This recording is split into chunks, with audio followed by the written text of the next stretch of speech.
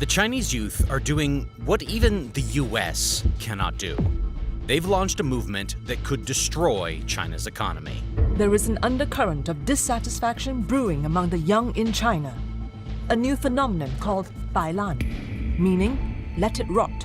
It's a rebellion so unique that the CCP can't even suppress this movement like it generally does. Police flooded the streets to crush a remarkable uprising in major Chinese cities.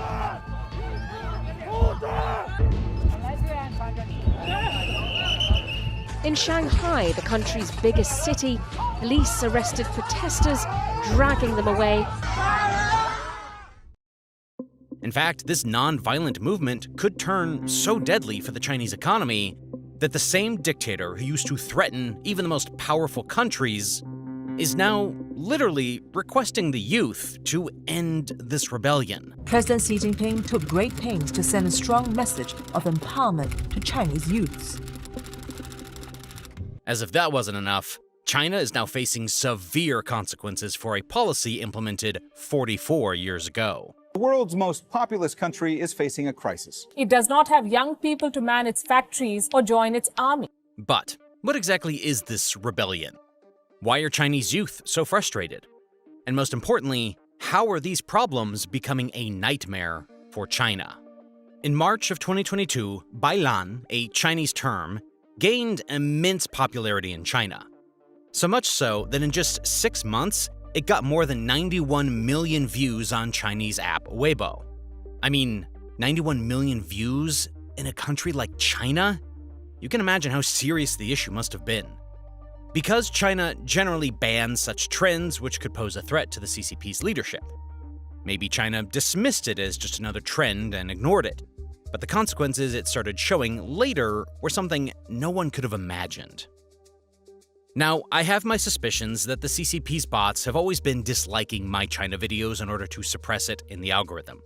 So, if you guys can just take a quick second of your time and tap that like button below, it helps me out a lot with the YouTube algorithm, especially when covering topics that are exposing the CCP. Thanks so much. The term bailan translates to let it rot. In this movement, young people refuse to put further efforts in life because they don't see any hope in doing so. Many of them have quit their jobs, abandoned their families, stopped working hard, and started accepting being ordinary. In fact, this wasn't the first such trend in China. In 2021, the concept of tangping, which means lying flat, was one of the top 10 internet buzzwords in China. But the question is, how did China end up in this situation? Although the trend emerged in 2022, the roots of this discontent didn't stem from an overnight event. They were the result of a ripple effect from numerous Chinese policies. November 16, 1993, New Oriental Education, a private educational services company, was founded in China. It started seeing massive success, so much so that it even became the largest provider of private educational services in China. It even got listed in the New York Stock Exchange in 2006 and on the Hong Kong Stock Exchange in 2020. The private tutoring sector was getting established in the 1990s, and in the span of a decade, like New Oriental, some of the biggest players were expanding so quickly, they started issuing shares. In fact, before getting listed, New Oriental in 2004 even reported that the size of the educational market in China was approximately 580 billion RMB, or about $72 billion. So the tutoring market was booming, and it provided a huge number of jobs. Estimates even suggest that China's lucrative tutoring industry once employed around 10 million people. But there's a reason I'm using the word once, because what China did to this industry in 2021 shocked the entire world. It erased billions of dollars of wealth from the markets. Listing companies lost 80 to 90% of their value, tens of thousands of them lost their jobs, and it destroyed the entire $100 billion industry. Let's address something that's been on my mind before we move forward. After watching my videos or other YouTubers' videos, I'm sure some of you guys have thought about starting your own channel. One of the biggest hurdles people face when starting a YouTube channel is that they are not comfortable showing their face in videos. Not everyone wants to give up their privacy and be in the public eye all the time. That's one of the big reasons why our videos are made in a documentary style. The craziest part is, people still love the videos, as you can see from the fact that we recently crossed 1 million subscribers. In fact, there are millions of faceless YouTube channels making content and earning ad revenue. In just the last 3 years, YouTube has paid out $70 billion to creators. That's around $60 million every single day. So if you're someone who's interested in starting a YouTube channel, right now is the perfect time. That's why we've launched a completely free 7-day email crash course on how to start and grow a faceless YouTube channel. If that's something you're interested in, you can sign up now for free by clicking the link in the description or scanning the QR code on the screen. All right, now let's get back to the topic at hand. Tutoring companies can no longer teach compulsory school subjects, teach during school hours, nor earn a profit. In July of 2021, China banned for-profit tutoring for school curriculum subjects, banned subject-based tutoring institutions from listing on stock markets or raising funds. Although the intention of this move was to lessen the academic burden, this sudden move resulted in a huge job loss. New Oriental education lost 83% of its value in just 10 months. And most of the players in the tutoring sector lost almost 90% of their market value in less than a year. Companies laid off almost 40 to 50% of their staff. If we just consider the top 7 listed companies, 206,000 people lost their jobs. In fact, these are figures of the listed entities. We're not even considering the brick-and-mortar classrooms, these smaller businesses. This wasn't just the tutoring sector. The CCP also cracked down on the real estate and tech sectors since 2021. You could predict the results. In 2022, the e-commerce giant Alibaba ended up laying off more than 10,000 employees, and Country Garden, one of the largest property developers, fired 30,000 employees. Now, just sit back and imagine for a second about the mother who is feeding the family with the income from tutoring, the college graduate who just got a job in one of these companies, the investors who lost their wealth, and the founders who put their blood and sweat and tears into establishing these organizations. Everything was wiped out in no time. Now, if you're a budding entrepreneur, would you feel confident to launch a startup in such an environment? No, right? Because you never know when your years of hard work would get wiped out in just a few months. Similarly, even the employees would feel the same, right? This is just one of the key factors fueling the dissatisfaction among the youth. But this isn't the root cause behind the rebellion. You see, in 1949, the time when China gained independence, it was an extremely poor country. So poor that in 1990 it had a staggering 66.3% poverty rate. Millions died due to starvation. It had a GDP per capita of just $90. But what China did in the next 5 decades was nothing short of a miracle. Fast forward to 2022, China's GDP per capita grew by 141 times to $12,720. Yeah, you heard that right. 141 times. In fact, China became the second largest economy in the world, with a $17.9 trillion GDP. On top of that, the poverty rate decreased from 66.3% in 1990 to just 0.3% in 2018. During the hard times, older generations worked very hard, creating a culture of long working hours in China. This is why even today the Chinese work from 9 a.m. to 9 p.m. for 6 days a week. This is known as the 996 work culture in China. This translates to 72 hours a week. Just for comparison, the worldwide average working week consists of about 40 hours. In fact, according to China's labor laws, a standard workday is 8 hours long with a maximum of 44 hours a week. But they still work almost 28 hours more than their standards. Part of the reason for this is the tight competition in the Chinese job market, which we'll discuss soon. But this culture is so ingrained that a Chinese employee would almost feel left out if they left before 9 p.m. This is what the younger generations in China are rejecting. The young people have seen other possibilities and they prefer more flexible lifestyles. But what if they don't have an option to do so? Imagine you are working for 12 hours a day, 6 days a week, and just like the Chinese people, you are fed up with it, but you still can't quit your job. Imagine your health and your relationships getting messed up simply because you can't give enough time to them. Seems weird, right? But this is the case with so many Chinese youth. Most of them can't quit this toxic culture even if they want to, simply because of one particular reason: the harsh truth that China has hidden from the world. Youth unemployment hit another record high in May of 20.8%. That's up from 20.4% the prior month. In August of 2023, the Chinese government released a shocking piece of data, according to which a record 21.3% of Chinese youth were unemployed. Seeing these numbers, the CCP thought that this is horrible and decided to eradicate such horrible numbers. In fact, they did, by suspending the future publication of the urban youth unemployment rate. Yeah, that was the typical Chinese solution for it.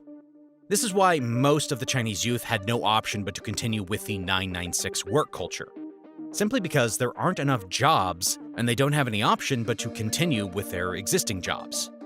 In fact, the competition is set to worsen, to such an extent that the same Chinese universities which produced 9 million fresh graduates in 2021 are expected to produce 11.8 million graduates in 2024. So the competition is becoming even more fierce. This is the reason why more than 1 in 5 young workers are jobless in China.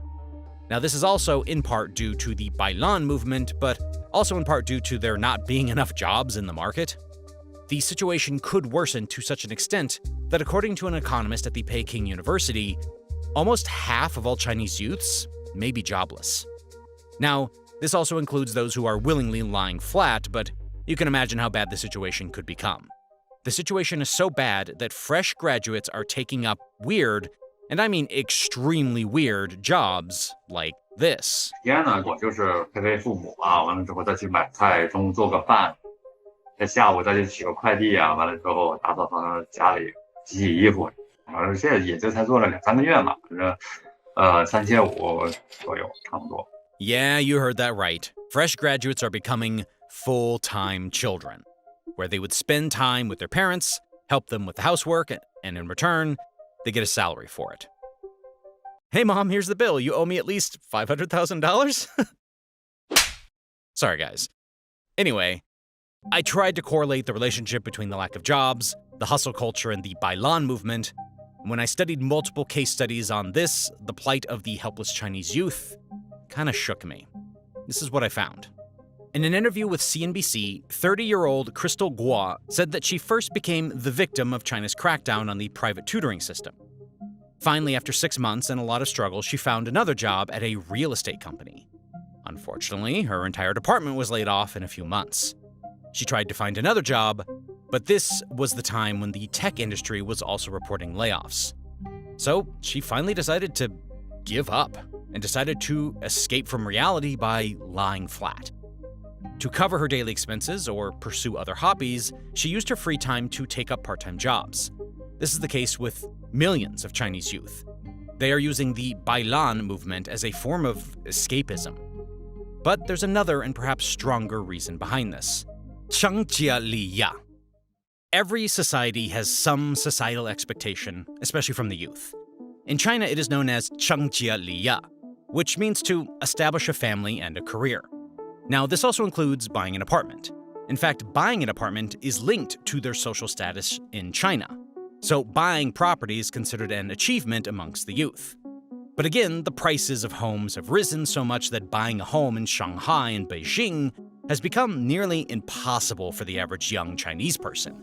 The prices are so high that the average housing prices are almost 12 times more than the average income in China. This is the reason why Chinese youths have refused to fall for this societal pressure, simply just because it would be a financial trap for most of them. So all these factors combined have dealt a severe blow to the most important thing: morale. Movements like Tangping and Bailan are not just harming Xi Jinping's Chinese dream ideology, but would also have a large impact on the Chinese economy. Have a look at this. This is China's labor productivity growth. The average for each year comes to almost 7%, but after 2021, it has almost dropped to 4%. I know there are plenty of other major reasons for it, which we will definitely discuss, but the growing discontent, it's definitely played a role in this. Even in these charts, you can see a decrease in China's Consumer Confidence Index and a sharp drop in China's retail sales. This is because unemployment is rising. Chinese youth are jobless, and this is why they are spending less. Since they will spend less, the demand will drop further, companies will produce less, and as a result, either layoffs will take place or a smaller number of jobs will be created. This vicious cycle will continue to affect China unless the CCP takes some solid steps to counter this. Now you might say, so what? It doesn't matter if the domestic consumption is decreasing. China sells to the world, and it will continue this trend to keep growing, right? Actually, I was even thinking the same thing until I found this research paper. In 1995, only 3 Chinese firms made it to the Fortune 500 list. But as of 2023, this number has increased to a mind-boggling 142, which is the highest for any country. Now, although this is impressive, the biggest SOEs or state-owned enterprises in the list, namely 1. State Grid Corporation of China, 2. China National Petroleum Corporation, 3. China Petrochemical Corporation, generated more than 85% of their revenue domestically as of 2018. Almost the same is the case even for private companies. So the majority of the Chinese companies on the Global 500 would be vulnerable to a major slowdown in the domestic economy. In fact, China has even started showing signs of a slowdown, one of which is so surprising that you won't even believe it in the first place. China's economy is suffering from the opposite, deflation. Consumer prices declined in July for the first time in more than 2 years. Yes, China is suffering from deflation. Ah, yes, you heard it correctly. You may ask, dude, the world is suffering from inflation. Everything is becoming expensive. In fact, China's consumer prices fell at their fastest pace in 15 years. So if things are getting cheaper in China, then that's a good sign, right? The basic rule of economics is supply and demand. If supply increases without a corresponding increase in demand, prices fall, and vice versa. So the reason there's deflation in China is because the demand has decreased significantly. This is because people and businesses are not spending much in China. The second largest economy is struggling to revive demand. This is coming when no other major economy is witnessing deflation. As we discussed, this would again contribute to the vicious cycle where less demand means less production, and this means less jobs and ultimately dissatisfaction amongst the youth. But amongst all these problems, there is a major problem which is not the economy, employment, or GDP, but something even more important and alarming. In fact, this factor I'm talking about is so crucial that it has broken many countries and is still haunting many countries in the world. China's leaders are trying to find ways to battle what many economists have described as a demographic, ticking time bomb. This is none other than the population problem. You see, China has a population of 1.4 billion. Out of these, a whopping 280 million are above the age of 60. So almost 1 in 5 are over the age of 60 in China. In fact, China is now home to the largest population of older people in the world. Unlike China, countries like Japan, South Korea, and Italy, and many other countries are facing this issue. But unlike most countries, where the major reason behind low fertility rates is higher costs to raise kids, in China, it's a completely different case. Youths of other countries did it of their own will. But in China, it was forced by the government with a draconian policy called the one-child policy. China's population grew from 540 million in 1949 to 969 million in 1980. Although the population was growing rapidly, agricultural output in the late 1900s didn't keep up with this pace. This simply meant that food production was insufficient to feed the entire population. To control these exploding numbers and to avoid a hunger rampage across the nation, the one-child policy was implemented in 1980. Although this kept the population in control, the consequences of this policy came to haunt China decades later, when the aging population was growing at an alarming rate and there were not enough young people to replace them. In fact, according to a report, by 2035, an estimated 400 million people in China will be over the age of 60, which will be almost 30% of the population. This is so huge that this would be almost the entire current population of Japan, South Korea, Italy, Canada, and Russia all combined. On top of that, this policy even messed with demographics. A lot of them favored having a boy over a girl, which led to a drastic mismatch in the male-to-female ratio in China. There are almost 35 million more men than women in China, which has created multiple social and cultural issues. This has made the competition for marriage even more intense, much like the job market. So, as the older population increases, the economy will go for a toss. You might think, does that make sense? In fact, that would be great for them because you just mentioned that unemployment is high. So if there would be less youngsters, then even the competition would decrease, right? Actually, no, because the declining population effect can snowball quickly. For example, Japan reported 20,000 fewer people in 2008, and this figure has since swelled to 831,872 people in 2023. Japanese Prime Minister Fumio Kishida even called this trend Japan's gravest crisis. A research paper said that when the working age population shrinks, so do revenues of companies and ultimately the economy of the country. This is because a country's workers are its most powerful consumers. Now, I am not just assuming this. We have multiple case studies where a correlation was observed between falling economy and rising older population. Japan is a very classic example of the same. This chart shows the decline of the working age population in Japan. As the country's working age population fell, domestic consumption started declining and the number of Japanese firms on the Fortune 500 list started declining as well. In fact, according to the research paper, the correlation between the decline in the working age population and Japanese firms leaving the Global 500 was 94%. After researching further, I found that from 2000 to 2023, the Japanese firms in the Fortune 500 declined from 107 in the year 2000 to just 41 in 2023. This is almost a 62% decline. In fact, in the 60s and 70s, Japan had an average fertility rate of 2, which has now declined to just 1.3 as of the last decade. And according to experts, a fertility rate of 2.1 children per woman ensures a broadly stable population. This even reflects in the GDP growth of Japan. If we calculate average GDP growth from 2015 to 2023, it comes to just 0.6%.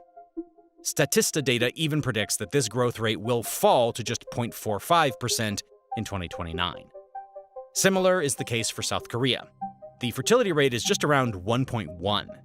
10-year GDP growth averages to just around 2.5%. And even in this case, it is predicted to fall to just 2.03% in 2029.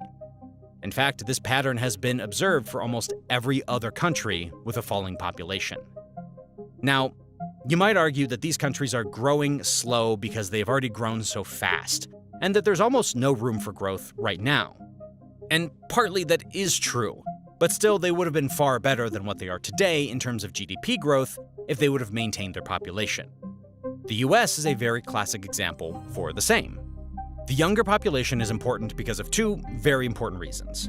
Number one, a declining population means fewer people, which results in less demand for goods and services. This exerts a downward pressure on prices, causing deflation. When this happens, the economic slumps or recessions are more likely. This is what China is facing currently. Declining population affects the supply side of the economy as well as the demand side. So generally, on the supply side, a decline in population results in reduction of labor supply and the production. On the demand side, declining population results in reduction in the demand of consumption goods and services and housing. So the entire domestic market for the goods and services just collapses. And number two, the country is left with fewer workers as more people retire, leading to an imbalance where the government revenues from taxes fall while spending on retired people increases. So, what is China doing to tackle this problem? China realized the magnitude of this problem and it decided to finally end the one-child policy in 2016. Maybe it was too late then, and it had a good reason. Beginning in early 2016, all families were allowed to have 2 children.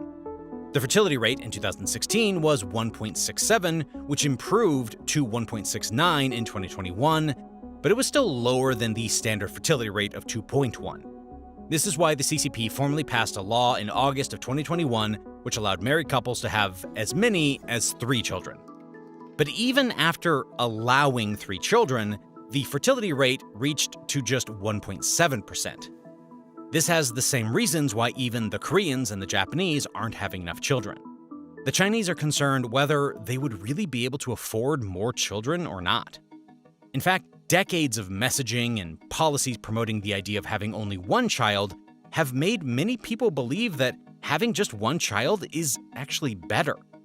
Maybe the situation would have been far better if the CCP wouldn't have implemented this policy, or at least implemented something like a 2-child policy. The 1-child policy not only disrupted China's economy, but also had significant effects on its military. Young people in China are seeking help from the CIA to help them fight against President Xi's leadership. In recent weeks, the American Central Intelligence Agency has recruited many young people who have become discontent with Xi's leadership through social media. On social platforms like LinkedIn, Facebook, Instagram, and Telegram, the agency has sent out detailed videos to individuals on how they can secure contact and begin work for the CIA. In this video, we're going to take a look at this growing network and talk about why the youth are fed up with Xi and his regime. Now, CCP bots are constantly under our videos, leaving negative comments and downvoting our content. We still want to be able to give you guys informative content, but we need your help. Please, give this video a like and even a comment, and share it with your friends. Right, let's get into today's discussion. Things have gotten really desperate for the Chinese youth, and the US has swooped in to help. The initiative has been driven by CIA Deputy Director David Cohen, who has spoken about how there are many young people who have important information that could really be helpful for the ongoing battle between China and America. These young people have chosen to turn to America because they have seen the state of their country under Xi's administration, and they decided that something has to be done to stop him. The instructional videos that have been circulating can be found on the dark web, and there are versions of them in Mandarin, Corsi, and Korean. In one of these videos, there are simple instructions directing the potential recruits to use secure virtual private networks to access the CIA website, so that they're not tracked by China's surveillance. The exercise of recruitment has been very top secret, as the CIA has to work pretty hard to get around many of these restrictions imposed on media in China. This is because many young people are afraid of stepping up and then facing the consequences. Countries like China and Russia are heavy on surveillance and censorship, and they have blocked access to US platforms like Facebook because they've decided that they are unfavorable to the government. To ensure that these brave individuals do not receive punishment, the CIA process protects the identity of the people and simply asks for locations and contact details that will not lead directly to their true identities. CIA experts who are in China are also part of the recruitment process and have been helping to make sure that the recruits are assisted properly. Commenting on the process, CIA Director Cohen said, "There are plenty of people who have access to information who are disaffected by the Xi regime in China. You got people inside who are seeing what's happening, and for lots of different motivations, fundamentally do not like the direction that Xi is taking the country, and understand that there's a path to helping their own country by working with us." As expected, China is not happy with these recruitments, and they think they are one big misinformation campaign that is trying to discredit China's leadership. Liu Pengyu, a Chinese embassy spokesperson, explained that these attempts to turn the Chinese people against the Chinese Communist Party were silly and would probably fail. This is probably farther from the truth considering the success that the CIA has had with this campaign in Russia. The CIA worked on a similar program in 2022 after the invasion of Ukraine. Many young people were unhappy with Putin's aggression and chose to join the effort to fight. Russian-language videos were also released on the dark web, and people were instructed to contact the CIA if they had any information. According to a CIA spokesperson, the Russian campaign was a success, and the effort has moved to China, North Korea, and Iran. No amount of ridicule by the Chinese government will take away from the reality on the ground. The youth are unhappy, and they are looking for outside solutions. Things have to be really bad in your country for you to turn to the nation's arch enemy for support. right? The common thread for citizens who turn to other nations for help is a sense of helplessness. In Russia, when people were coming with information on Russian intelligence, it was because they feared what Putin's aggression would do to the country. The problem has escalated till this point, but it has been clear for a very long time that the Chinese youth are unhappy. The first place that people turned to voice their frustration was social media. Many keywords and phrases have become popular on certain social media sites as the Gen Z population has decided to speak up against the worsening conditions in the country. The first one we will talk about is the popular phrase "tangping," which means to lie flat. The phrase was used to express their frustration at the fact that young people would work very hard and try to make it, but their efforts were all in vain. Chinese culture has always been one that pushes hard work down its people's throats, and young people have begun to fight against this. One user on a discussion group from Tiba posted sarcastically saying, "Lying flat is my wise movement. Only by lying down can humans become the measure of all things." The meme spread like wildfire, and the youth began to think about it as a sort of spiritual movement. This new ideology that a lot of youths follow is one of not overworking themselves and choosing to be content with small victories. The problem is a lot of young Chinese people feel like things were a lot better for their parents. And even though hard work was still a thing, there were opportunities back then for the older generations. Having witnessed how their parents have succeeded and managed to create wealth, it has been frustrating for this demographic of people to see their hard work give them very little in return. The next phrase that became popular after tangping was bailan. Bailan was a step up from tangping because it encouraged the youth to rot and let things be. According to Professor Yu Hai from the Department of Sociology at Fudan University in Shanghai, lying flat is neutral, but let it rot is harmful because it pushes people to give up. He explains that phrases like those are coping mechanisms for the youth, and it helps them deal with their disappointment at the government. Social media movements like this may have seemed harmless at first, but now we're witnessing rebellion as the Chinese youth turn to the CIA to fix their country. At this stage, young people have nothing to lose. The income inequality in China is one of the highest in the world. China's youth unemployment rate places it at number 6 in the rankings at 21.3%. According to data from the National Bureau of Statistics, the jobless rate for young people between the ages of 16 and 24 has risen to 18.8% in August. China's urban unemployment rate across all age categories has risen from 5.3% in August compared to a 5.2% rise in July. The term that has been used to describe the hard-working young individuals struggling to make it in China is the ant tribe. This group of people are tenacious and educated, but they are stuck in low-paying, temporary jobs. Lian Si, who coined the term in 2009, used it to explain that the effect of the government's failures was also psychological and emotional. This has left most young people feeling anxious, depressed, and hopeless. Some of these young people have even begun to refer to themselves as full-time children. This group of people lacks financial independence and relies on their parents to survive. This is the reality for Joy Zhang, who is a 23-year-old graduate. In an interview with BBC, she says that when she finished school, her father was proud of her because he believed that her education would afford her a better life and income. The reality for her was that the first few months after graduation, she had already worked 5 jobs. She explains that the problem is that there are a lot of jobs, but they pay peanuts. Out of Joy's class of 32 students, only a third of them have gotten full-time jobs. To make ends meet, Joy started off as a tour guide for a panda park. From there, she began to sell hot drinks and then landed a job interning at a kindergarten.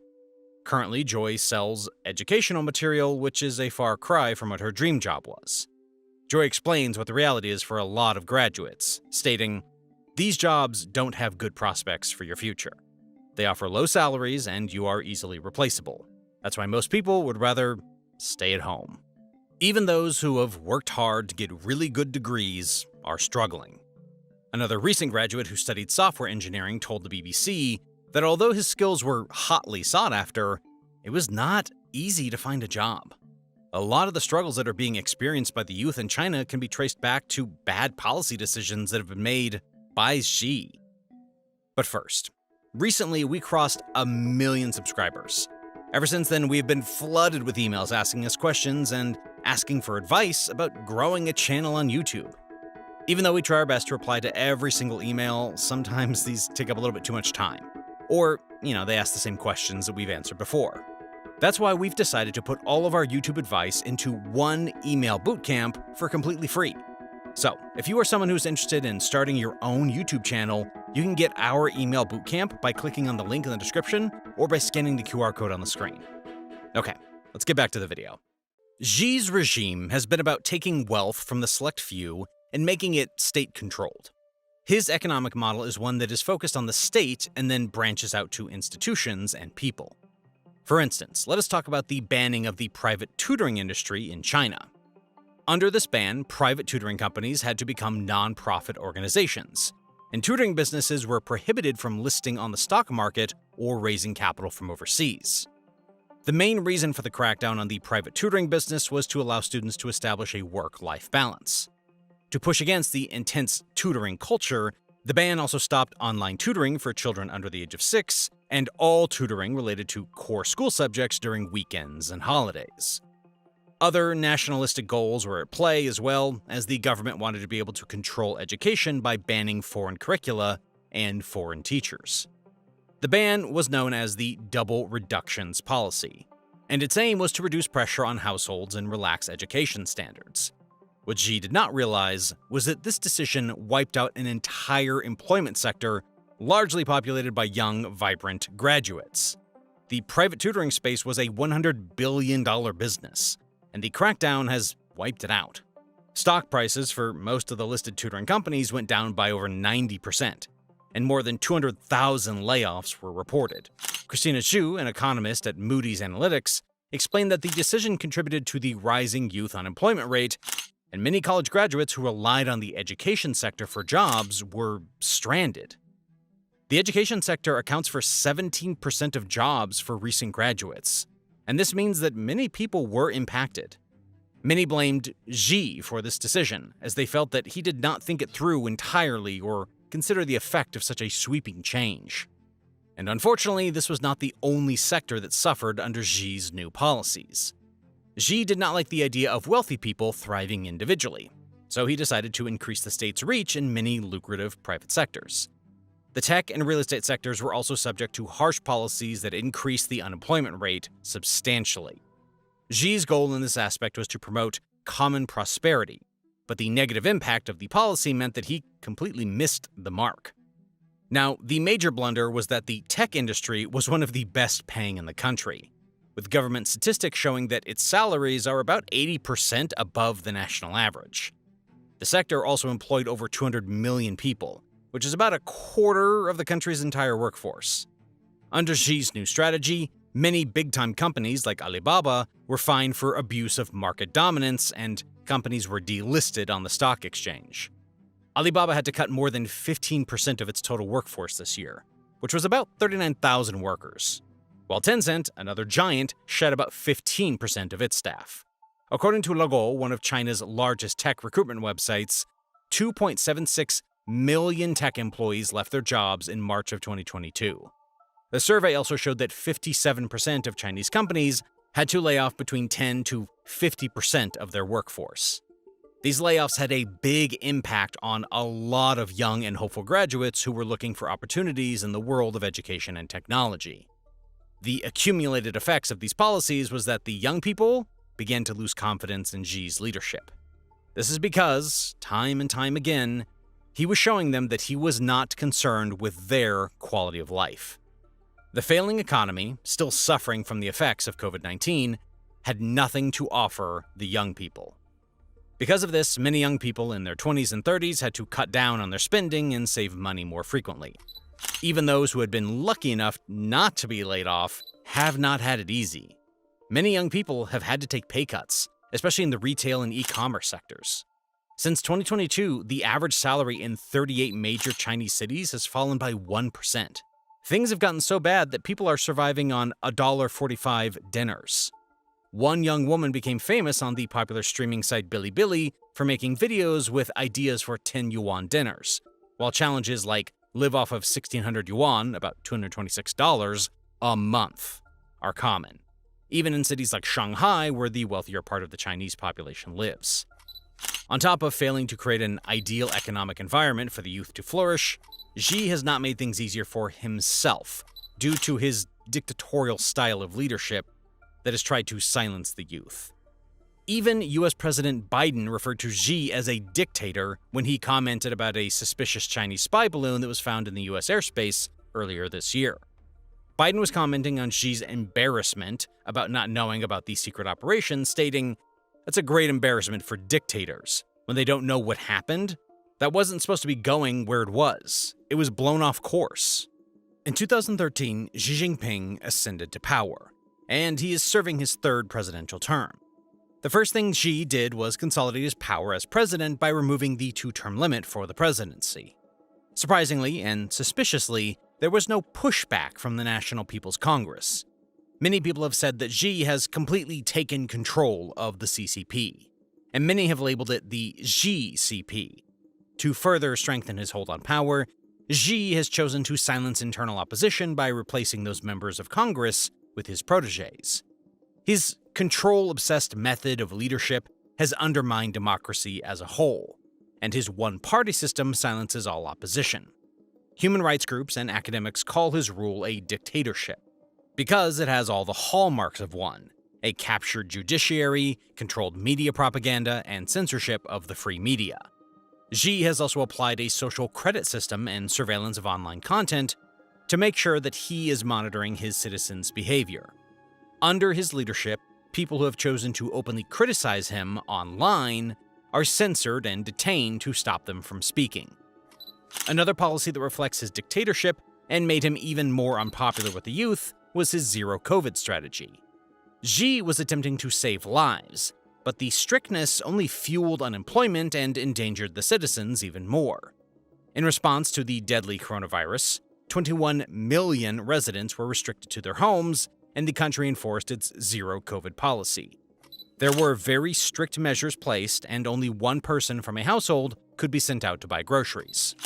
All businesses were shut down, except for supermarkets, pharmacies, and hospitals.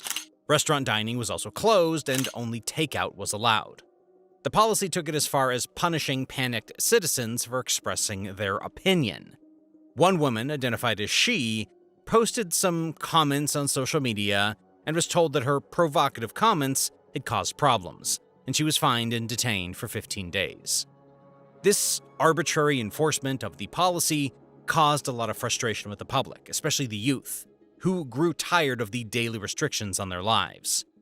As the virus got better and other countries eased their restrictions in response, China still chose to continue its harsh response. China's delay in phasing out its zero-COVID policy was not taken very well. As we can see, Xi's failure as a policymaker and his harsh style of leadership placed a wedge between him and the Chinese youth. However, the youth did not immediately jump to the CIA and tried to express their dissatisfaction with the issues in the country to the government. The most notable protests began against the strict COVID-19 measures. Shanghai was one of the first cities to begin its protest, with the youth beginning to shout, "Freedom, we want freedom, end lockdowns." China's response to the protests only worsened the situation. During the protests, many police officers in Beijing and Shanghai were put on patrol and checking phones with VPNs and the Telegram app, which was being used by weakened protesters and residents. This response made Xi seem out of touch with the reality of the protesters. His extreme response to COVID took away a lot of opportunities for young people and separated them from their families. After this period, Xi did not attempt to restore the economic status quo, and the effects of COVID are still impacting livelihoods to this day. What has further worsened the situation for Xi is the decision he made to turn independent colleges into vocational schools. The decision led to protests in 4 independent colleges in provinces across China, with reports that the fights even got physical. Many young people have felt that university degrees are more prestigious than the vocational ones, and the change was going to affect their chances in the already competitive job market. What further aggravated the situation for most young people was that Xi had not even attempted to create job opportunities for the 8 million graduates expected to come out of university. After receiving backlash for protests and no change, the Chinese youth had exhausted all their efforts and are now resorting to extreme measures. As an intelligence unit, the CIA will be able to take the valuable information given and use it to put pressure on Xi's authoritarian regime. This widespread recruitment is not an aggravation, but rather a response to China's continued espionage in the US. The spy war between America and China has been going on for years. China has been known to use planted spies within the US government to access important information on government decisions, foreign relations, and military secrets. China has used everything from balloons to cell phone towers, but the most popular type of espionage has been the use of Chinese expatriates. According to a report by CNN, Beijing has been turning to Chinese scientists, business people, and even students in the US to get information about everything happening within the US intelligence network. So, China's intelligence structures are slightly different than the US model. Intelligence activities fall under the People's Liberation Army and its civilian agency known as the Ministry of State Security. Established in 1983, the Ministry of State Security has the duty to oversee intelligence and counterintelligence both within China and overseas. In terms of comparison, many have said that it's sort of like a combination between the CIA and the FBI. As China's expansion continues and it looks to acquire more territory, its surveillance and intelligence operations will definitely double. The CIA's breakthrough with the Chinese youth has come as a surprise because of how difficult it has been for the US to gather intelligence under Xi's leadership. Since he came into power, there has been an increased focus on security, which is essentially just the state monitoring its citizens, especially online. What has made the US especially wary about its intelligence work in China was the infamous unmasking of its intelligence informants in China. Between 2010 and 2012, China killed and imprisoned more than 20 CIA sources. The scariest part of it all is that the origins of the breach could not be identified. Investigations stood on two theories. One, where a spy in the CIA betrayed the information, or one where a Chinese hacker managed to hack into the system and access top-secret CIA documents that crippled the system. To send a message to Washington and the rest of the spies in China, one of the spies was gruesomely shot and killed in front of a government building. To be one of the CIA's worst failures in recent history. The Foreign Policy magazine article entitled "Botched CIA Communication System Helped Blow Cover of Chinese Agents" takes a look at how Chinese authorities were able to infiltrate the CIA's network of secret informants. It also reveals the shocking number of spies who were killed while working in the communist country. After 2013, the US wiped out any potential leaks and breakdown in its networks and has been trying to rebuild its spy networks in China. Then, in 2018, the case flung wide open when former CIA officer Jerry Chun-Shing Lee was caught retaining classified information that led to the dismantling of more of the CIA's network of informants in China. According to the investigation, Lee was contacted by Chinese intelligence agents in 2010 when they offered him money and promised to take care of him for life if he gave them the information he needed. Next, hundreds of thousands of dollars were deposited into his Hong Kong bank account, and he began to spill CIA secrets. FBI investigations uncovered a USB drive that contained a document containing information about all CIA activities.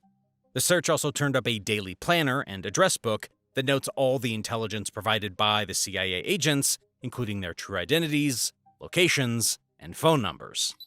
When Lee was first investigated, he denied knowing about the USB drive and stated that he had never given any information to any Chinese agents.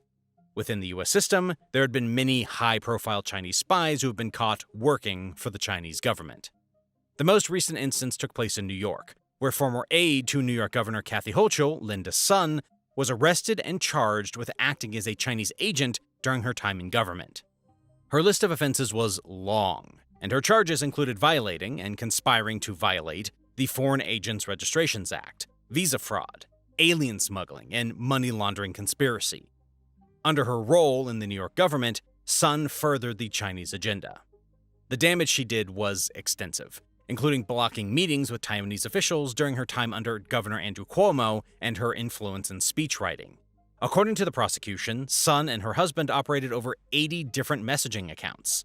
In one of the WeChat messages, Sun told a Chinese official, "I've done many things to make the relationship flourish," referring to the work she had done for the Chinese government. Xi's reign in China has left a sour taste in the mouths of one of the most important demographics, the youth. Tired of suffering under economic reforms that do not benefit them, and being forced to work extremely hard for very little, the Chinese youth have decided to stand up.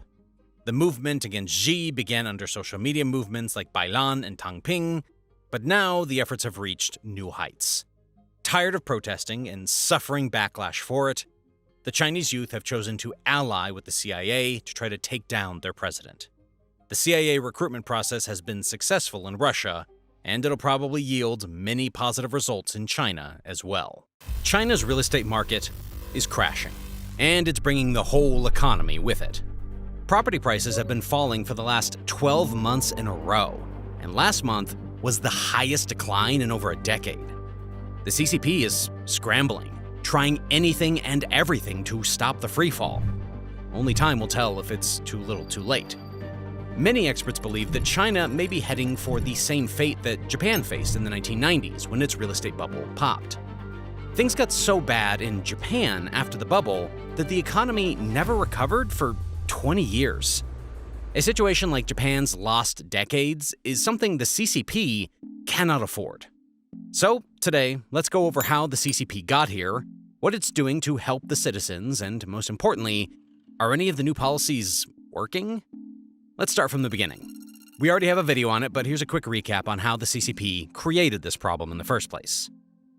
You see, here in Uncle Sam's America, it's considered an important part of the American dream to own a home. But slowly, it's getting less popular among newer generations to do so because of, well, affordability issues. China, on the other hand, they're different. The importance of owning a house has only gone up in the past couple of decades. Real estate is one of the asset classes that the public trusts more than anything, and real estate ownership has a very important cultural significance for the Chinese people. Families use real estate as a way to plan for their retirement. Guys with real estate are considered attractive choices for marriage, and the amount of real estate you own is directly related to your social status in society. Considering all of this, you can see why real estate prices have continued rising over there. There's a high demand for real estate because of all of these factors. And coupled with incredible price rises in the past, you can see why everyone wants to buy houses. It kind of reminds me of the 2008 US housing market, where everyone wants to buy real estate because real estate prices only go up. The rush to buy houses was so huge that the developers were selling out complexes before even breaking ground for construction. However, even after construction finished, apartments just sat there empty because they had owners but no habitants. Demand was so high because everyone wants to buy their second or third home to get rich on the real estate boom. So supply increased drastically to match the demand, but a lot of these homes were just sitting empty, as owners were only buying these places in hopes of price appreciation. Because other asset sectors weren't as accessible and developed, real estate was the only thing people invested in. Based on one data set, Chinese families had around 70% of their wealth in real estate. Yeah, you heard that right, 70%. Not much for diversification, I suppose. 30% of China's GDP depended on real estate. Imagine if something were to happen to the real estate market. Evergrande faced liquidity issues as it struggled to meet its debt obligations. Evergrande is also the world's most indebted developer. Recently, there has been too much bad news surrounding this name. The firm has more than 300 billion in liabilities, and it may actually be on the hook for more debt. Many developers, like Evergrande, took advantage of this boom in China's real estate market and became one of the largest developers in the country. At one point in 2018, they were actually the biggest real estate company in Asia. When people look at something that big, they just assume it's all legitimate. Oftentimes, though, that's just not the case. Hope you guys learned that lesson after the 2008 crisis. If one had just looked under the hood, they would have realized that some of the practices happening at Evergrande were far from appropriate. Now, due to the sheer scale of the company, a lot of practices were quite complicated. But here's my attempt to simplify it. Remember earlier how I mentioned that FOMO into real estate was so bad that people were buying houses before the construction even began? Usually a company like Evergrande would lease a piece of land from the local government. They would then turn around and sell the houses that are supposed to be built there and receive full payment for the houses before even breaking ground. Companies would never have any issue selling out as the demand for real estate was just so high. People were more than happy to take out mortgages and buy houses just in hopes of owning real estate someday in the future. Now, the big problem that starts here is that companies like Evergrande wouldn't usually use the money from the sale to start construction. No, they would use that money as down payments to buy even more land, so they can sell even more apartments for the future. Now, this is already a huge problem. This should not have been allowed in the first place. Any unbiased person can look at this system and figure out that this is not going to last. This is exactly the job of the CCP, to regulate the market, but they had passed on this responsibility to the local governments. This is where another problem lies. Local governments were directly benefiting from these real estate pyramid schemes that companies like Evergrande had going on. You see, in China, one of the big ways local governments make money is by leasing land to developers like Evergrande. This meant that the more risk these property developers took on, the higher the bids on the land that the government was leasing out. Around 50% of local government's revenue was coming from leasing out land. The same government that should be protecting its citizens from these risky practices is benefiting heavily from these so-called risky practices. This is a prime example of perverse incentives. We don't even need to get into the corruption that goes on around these land leases. This is one of the main reasons why China's real estate bubble has gotten so big. Regulators were always slow to step in because it was directly benefiting them. The CCP saw where things were heading and tried to get things under control by implementing the 3 red line policies for property developers. But it caused more problems than it solved. You see, the goal of the red lines was to stop the developers from taking on too many loans and becoming over-leveraged. Which sounds like a good idea, until you think about the fact that these developers need the loans to finish the construction projects they had started. Remember how they would pre-sale homes and use the money to buy more land? That meant that loan money was actually being used for construction for apartments and houses that people had paid for already. When the 3 red lines came in, banks became more strict, and that meant developers couldn't get the funds to finish projects. This started the domino effect that is still playing out to this day. Projects were paused, debt payments were missed, and citizens got angry. Once the news hit the global media, people started looking closer at China's real estate bubble. Everyone realized that it was a time bomb, and the CCP's 3 red lines had started the timer. Things were about to get much worse. People found empty, unfinished houses, malls, and cities. That's right, a developer named Greenland actually started building a city full of French mansions in hopes of staying ahead of the growing demands of Chinese buyers.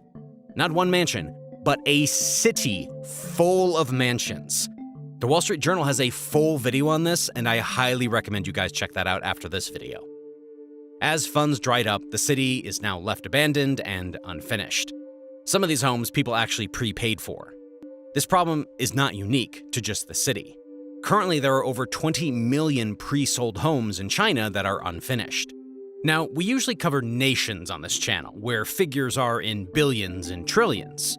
So in comparison, 20 million doesn't even sound like a lot until you pause and see that these are homes we're talking about. Even if we assume an average price of $50,000, that's almost $1 trillion in unfinished homes that people have bought. Some people are still being forced to pay their mortgage on these loans, even though they see no hope for their home ever being finished. Even for the world's second biggest economy, that's a lot of money. And that's why we see protest videos like these. Many homebuyers are desperate. Some have taken to street demonstrations. Evergrande's collapse triggered protests by homeowners, furious that units they had started paying mortgages for weren't being finished. Many borrowers have been left in dire straits. And all signs indicate things will only get worse. Now, in China, people don't often protest because they know the consequences can be drastic. I'm sure you've heard of the Tiananmen Square massacre, where nothing at all happened in 1989 if you ask the CCP. But when people and families went out on the street to protest the housing situation, even the CCP realized this was a big issue. So they tried saving the free fall of the real estate market. The Beijing government rolled out a bailout package that decreased the interest rates on mortgages and reduced the down payment requirements. The hope was that this would make it easier to get loans and buy new houses. If people started buying houses, then developers will get the funds to finish the projects they had paused. Sounds like a good plan, until, you think about it a little deeper. You know how we talked earlier that people in China were not really buying houses to live in? No. They buy them as investments, in hope that prices will continue going up and their wealth will continue rising. 30% of home sales were just people buying a second house, and 10% of home sales were people buying a third house or more. But they had no reason to believe that prices would fall. In fact, for most people, their entire lives, real estate prices only went up. Now, though, things were different. After the 3 red line policy, the music stopped, and real estate prices had started falling. Even with relaxed mortgage rules, why would anyone want to buy houses as investments after what just happened? Human psychology also only compounded the problem here. As you might already know, we as humans are more afraid of a $100 loss than we are excited about a $100 profit. That's loss aversion for you. This means that even people who can afford to buy real estate don't want to buy because they are more afraid to lose money. Before, real estate was the most reliable investment vehicle in China, and now people see it as the least reliable investment vehicle. So only people buying houses right now are the ones who need a house to live in and can afford it. But that's not really a lot of people. Here, we learn why it's so dangerous to be too dependent on one sector. Remember how I said earlier real estate is the single biggest contributing factor to China's GDP? Well, about that.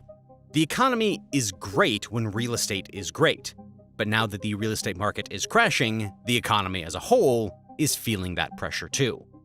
As people see their real estate portfolio crash and burn, they feel poorer, so they spend less money on discretionary stuff like eating out, shopping, celebrating Xi Jinping's birthday. I'm just kidding about that last one, but hopefully you get the point. Now, in any economy, one man's spending is another man's income. And if people stop spending, that means businesses earn less. So now they have to lay off employees, which in turn makes people now spend less, which in turn hurts more business profits. It's like a dangerous downward spiral that's very hard to stop, even for an authoritative government like the CCP. It wasn't just becoming a real estate crash that was hurting China's economy. It was also deflation. You see, unlike the West, which turned on the money printer to deal with the COVID recession, China went a different route.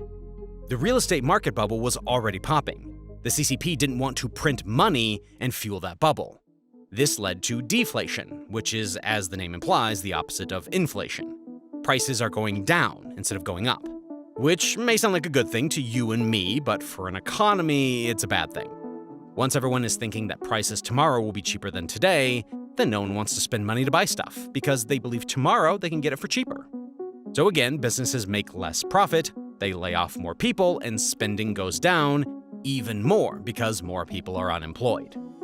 This is a bit similar to what happened in Japan in the 1990s, when its real estate bubble popped. Many economists believe China may be heading in the same direction, and if the CCP doesn't fix the problem, things are gonna get ugly quickly. But before we talk about that, let's quickly go over one last policy the CCP just implemented to revive the real estate market. That's giving money to banks and local governments. Earlier this year, the CCP launched Project Whitelist that allows city governments to recommend residential projects to banks as being suitable for financial support. Basically, the CCP is telling banks that they can loan money to some developers so that they can finish paused projects. The project comes at a time when developers do not have the money to repay banks, and so existing loans need to be replaced with new loans or just extended.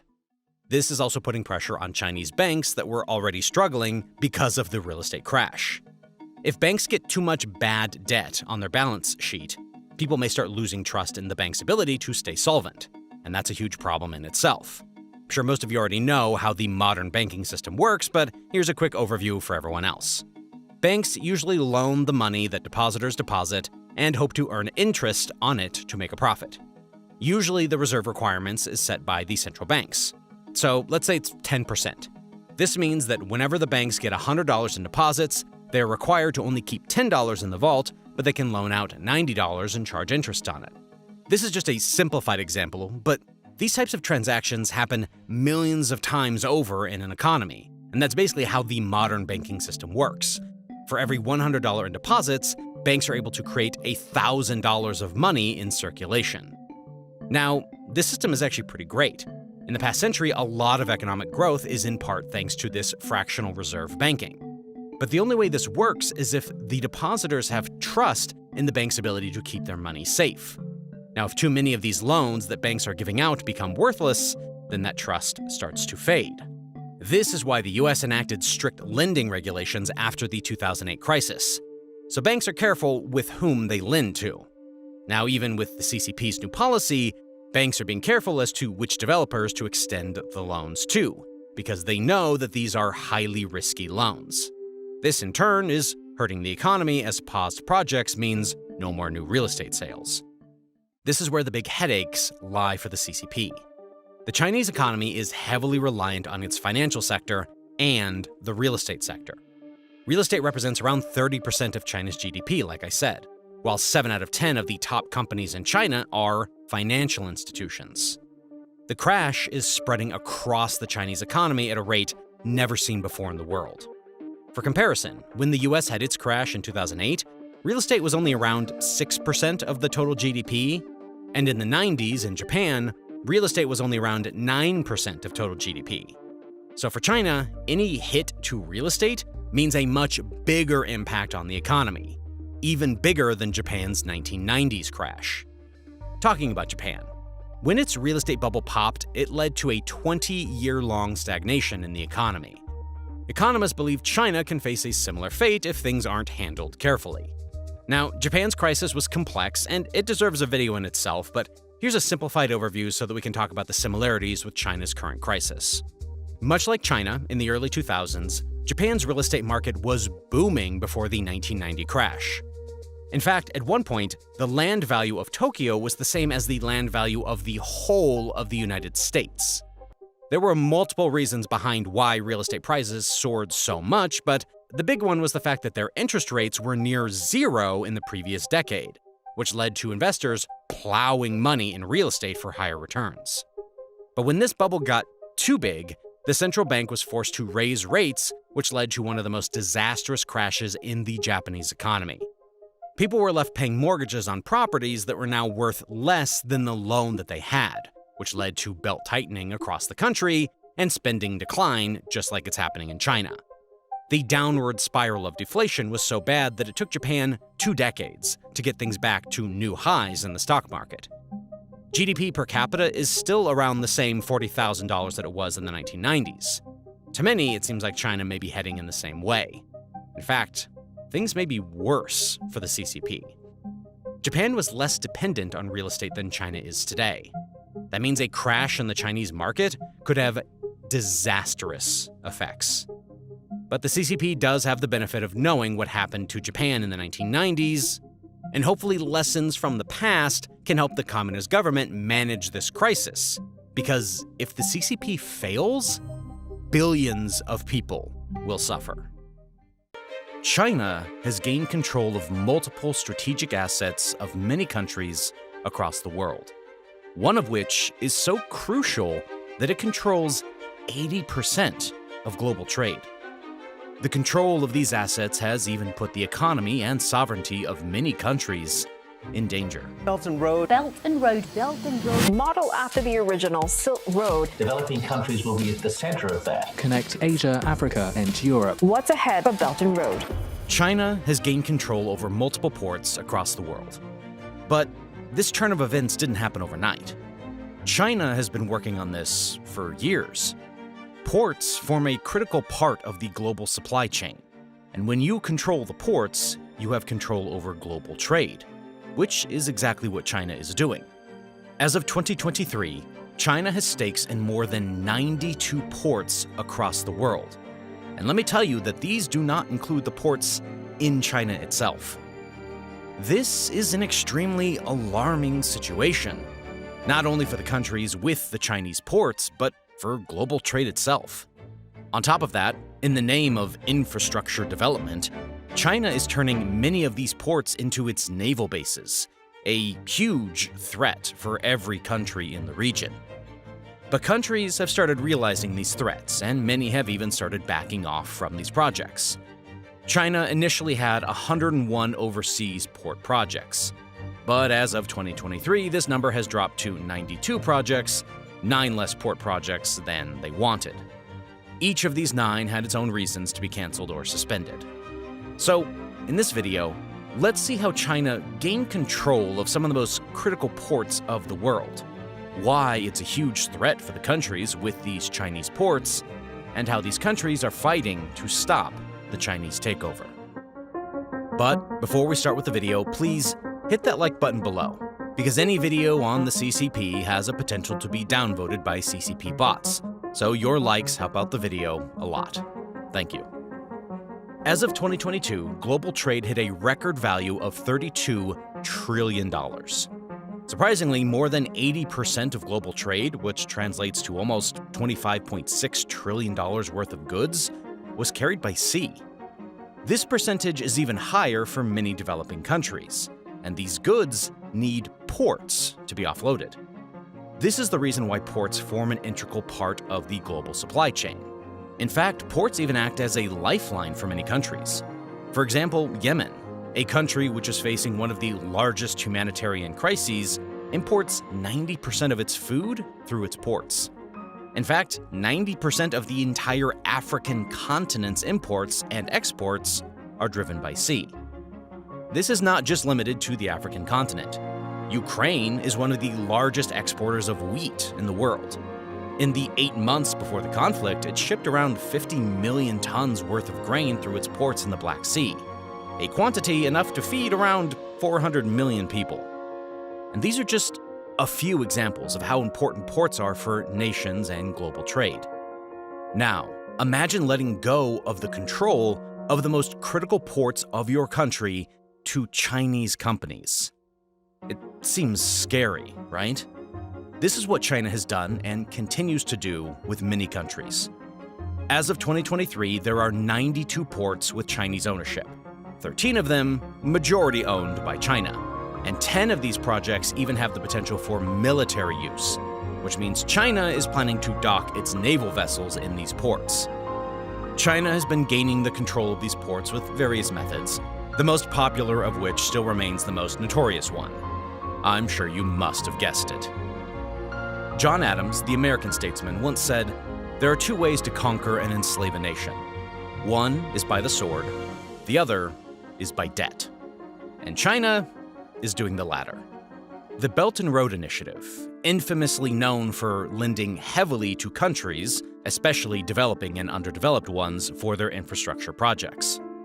When a country fails to repay these loans, the Chinese companies will take control of strategic assets in that country. One of the most notorious cases is what China has done with Sri Lanka. China literally forced Sri Lanka to surrender a strategically located 4,000-acre port in the Indian Ocean region, along with 15,000 acres of surrounding land. China's dream of claiming such a critical spot in the Indian Ocean region would have remained just a dream without the Sri Lankan president and a few other politicians. This is a story of greed, power, and dominance. This is the story of the Hambantota port. The Hambantota port is located in one of the most strategic locations in the world. It sits on the key shipping route between the Malacca Strait and the Suez Canal, which is the shortest and the most crucial trade route linking Asia and Europe. Back then, around 36,000 ships, including 4,500 oil tankers, used the route every year, with Colombo Port, Sri Lanka's largest port, located 200 kilometers from Hambantota Port, catering mainly to container ships. The Sri Lankan government saw a big opportunity here. They decided to build Hambantota Port to provide other services to international shipping, including refueling, repair work, and facilities for changing crews. But Sri Lanka didn't have enough funds to completely fund the project on its own, so it asked for help. But most of the countries rejected lending to Sri Lanka, since the country's economy was already in turmoil. Most countries saw the Hambantota port as a commercially unviable project. This is where everyone's beloved and dear friend came to help Sri Lanka.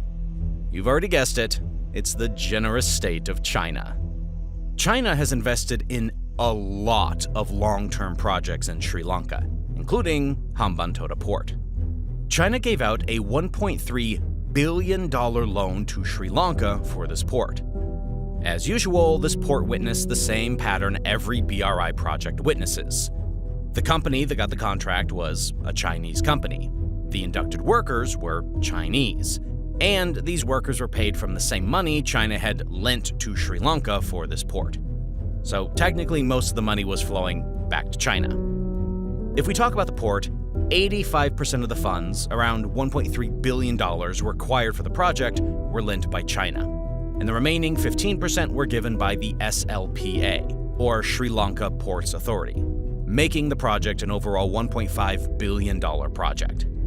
The construction was carried out by China Harbor Engineering Company and the Sino Hydro Corporation, both of which are Chinese companies. The construction of the port began in 2008, and its Phase 1, for which China generously charged an interest rate of 6.3% as compared to 1.2% rates offered by the IMF and the World Bank. Why Sri Lanka still accepted the loans is something we'll discuss in detail in later parts of the video, but for now, let's go back to Sri Lanka's story. So, Phase 1 of the project was completed in 2010, with port operations beginning in 2011. Phase 2 of the project began in 2012, and was completed by 2015. The port was fully fledged, ready to tap the huge opportunity it had. But things didn't really go as planned. The Hambantota port was failing. The Hambantota port was unable to generate sufficient revenue due to inadequate governance, lack of commercial and industrial activities, and its inability to attract passing vessels to dock at the port. This was mostly because the ships chose the more advanced Colombo port instead of the Hambantota port, which was just 200 kilometers away from it. When the first phase of the port became operational, it attracted only 34 ships in 2012, as compared to 3,667 ships at the Colombo port. After the construction of the second phase, the situation didn't really improve. On average, the port witnessed visits by only about 400 vessels annually, as compared to average of 4,000 vessels annually by the port of Colombo. The port started suffering losses. By the end of 2016, total losses had mounted to $304 million, while the debt was ballooning. Sri Lanka had to repay nearly $1.7 billion to China as principal and interest for the loan. The debt repayment for this loan around 2015 was close to about $100 million annually. Well, guess what? Our dear friend China came along once again and, using the pretext of recurring losses, designed a public-private partnership scheme to manage and operate the port. Sri Lanka had no option but to take one of the most difficult decisions it had ever taken. In December of 2016, the Sri Lankan government decided to restructure the port in collaboration with China Merchants Port Holdings Company, or CM Port, to make it commercially viable. Two new entities were created: the Hambantota International Port Group, HIPG, and Hambantota International Port Services Company Limited, HIPS. Now, HIPG would develop and manage the port along with the adjoining land, while HIPS would operate the port services. The Chinese entity, CM Port, invested $1.12 billion for the acquisition of an 85% stake in HIPG and a 52% stake in HIPS, with the remaining stakes given to the Sri Lankan Port Authority. This brought the total Chinese ownership in the Hambantota port to about 70%. So now China had the majority ownership of this project, and it also has the authority to operate the port. But for how many years? Is it 10, 20, or 30 years? Well, none of these. China leased the port for 99 friggin' years. Yeah, you heard that right, 99 years. But the twist doesn't end there. Interestingly, there was no change in Sri Lanka's debt obligations for this project, even after the Chinese acquisition.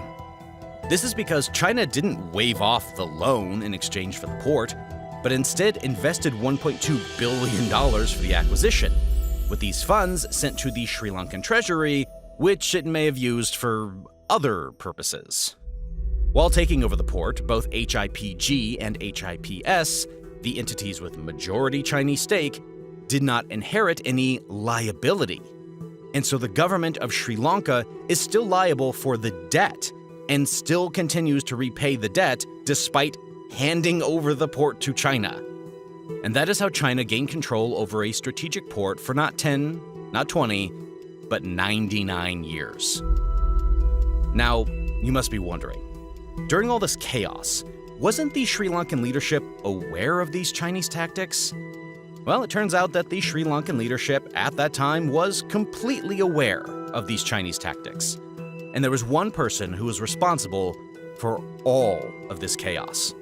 In fact, under his leadership, from 2005 to 2015, the country's debt increased threefold, from $15 billion to $44.8 billion. This is where one of China's ugliest strategies comes into play. That is, to bribe the decision makers and make sure they stay in power as long as possible. In the case of Sri Lanka, China bribed the leadership to such an extent that the president of Sri Lanka was literally called a puppet of China. Every major decision he took was heavily influenced by China. This man, who stayed in power for 10 years and literally destroyed Sri Lanka's economy, was none other than Mahinda Rajapaksa. Mahinda Rajapaksa looked invincible. His grip on power was absolute. He controlled the parliament. His family controlled 75% of the country's budget. During Mr. Rajapaksa's tenure, he and his three brothers controlled many government ministries and around 80% of total government spending. So it became easy for China to bribe them and get things done in favor of Chinese interests. The influence of China grew so much that the Chinese entities got their work done without any hassles and at exorbitant prices. This is because during the construction of the Hambantota port, there was a large boulder that partially blocked the entrance, which prevented large ships like oil tankers from entering the port.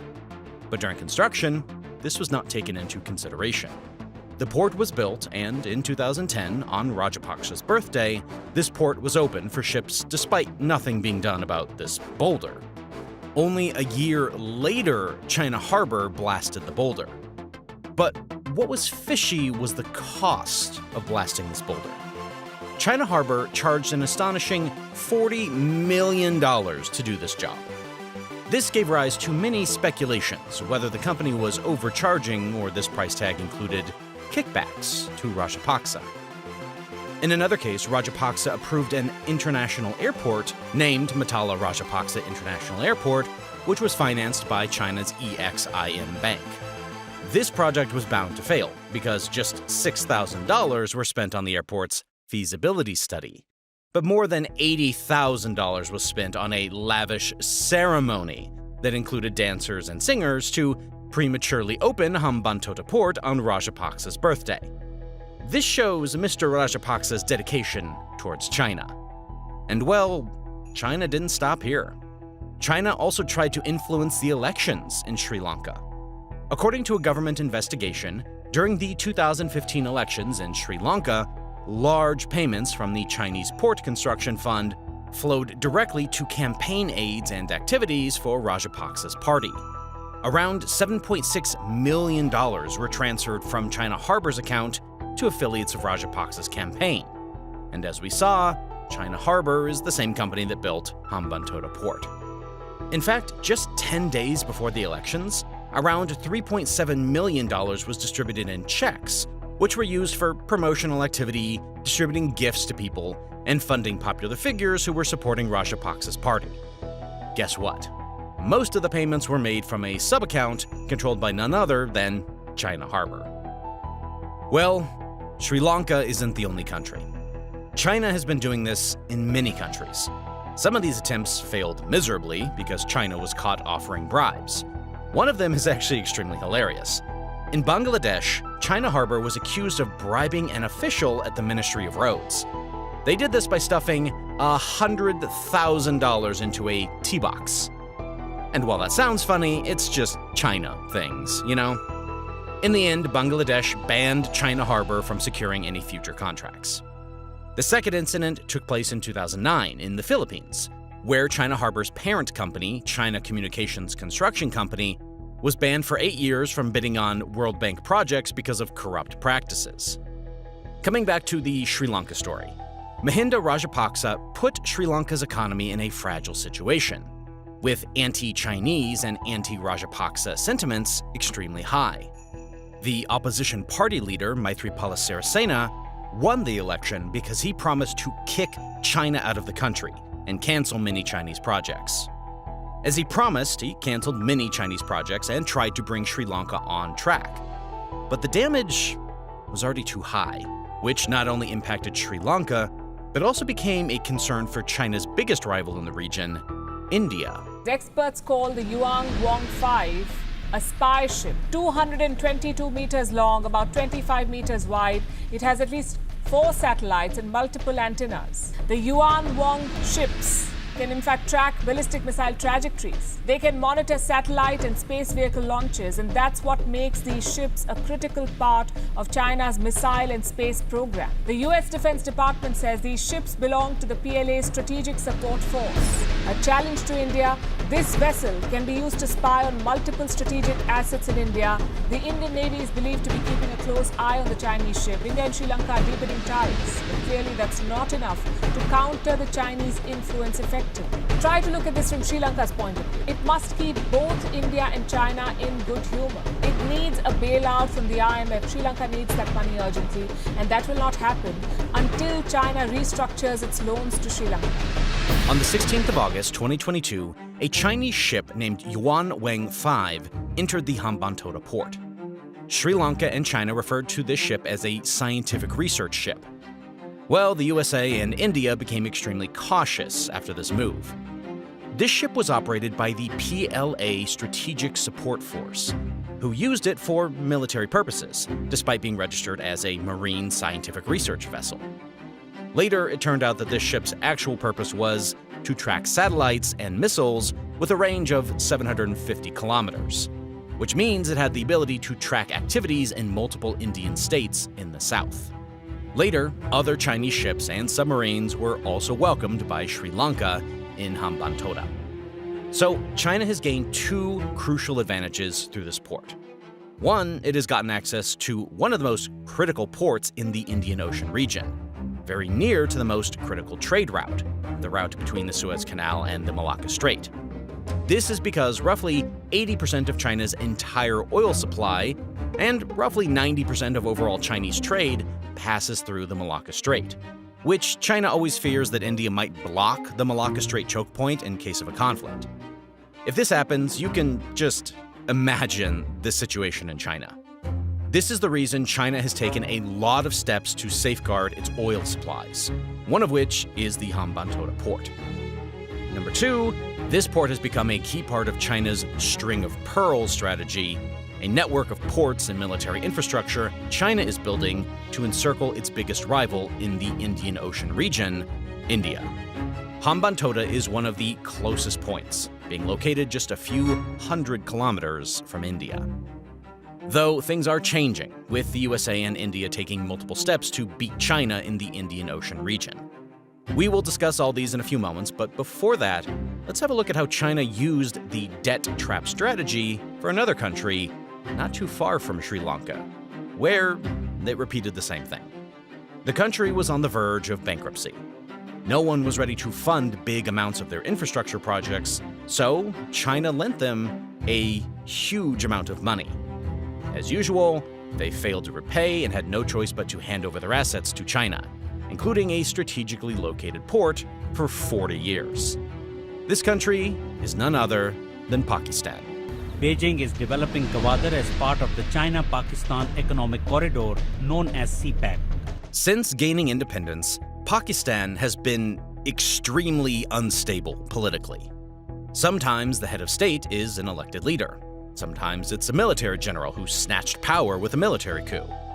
This instability became a major reason why no companies are willing to invest significantly in Pakistan. In this power struggle, Pakistan's economy went for a toss. It faced bankruptcy several times, and so it approached the IMF for bailout packages. Not for one, not for two, but 12 frickin' times. Though it received these funds, they were meant for Pakistan's survival, not to spend on expensive infrastructure projects. Pakistan was not able to spend on its infrastructure development. Well, China was paying attention, and they saw a huge opportunity in this troubled nation.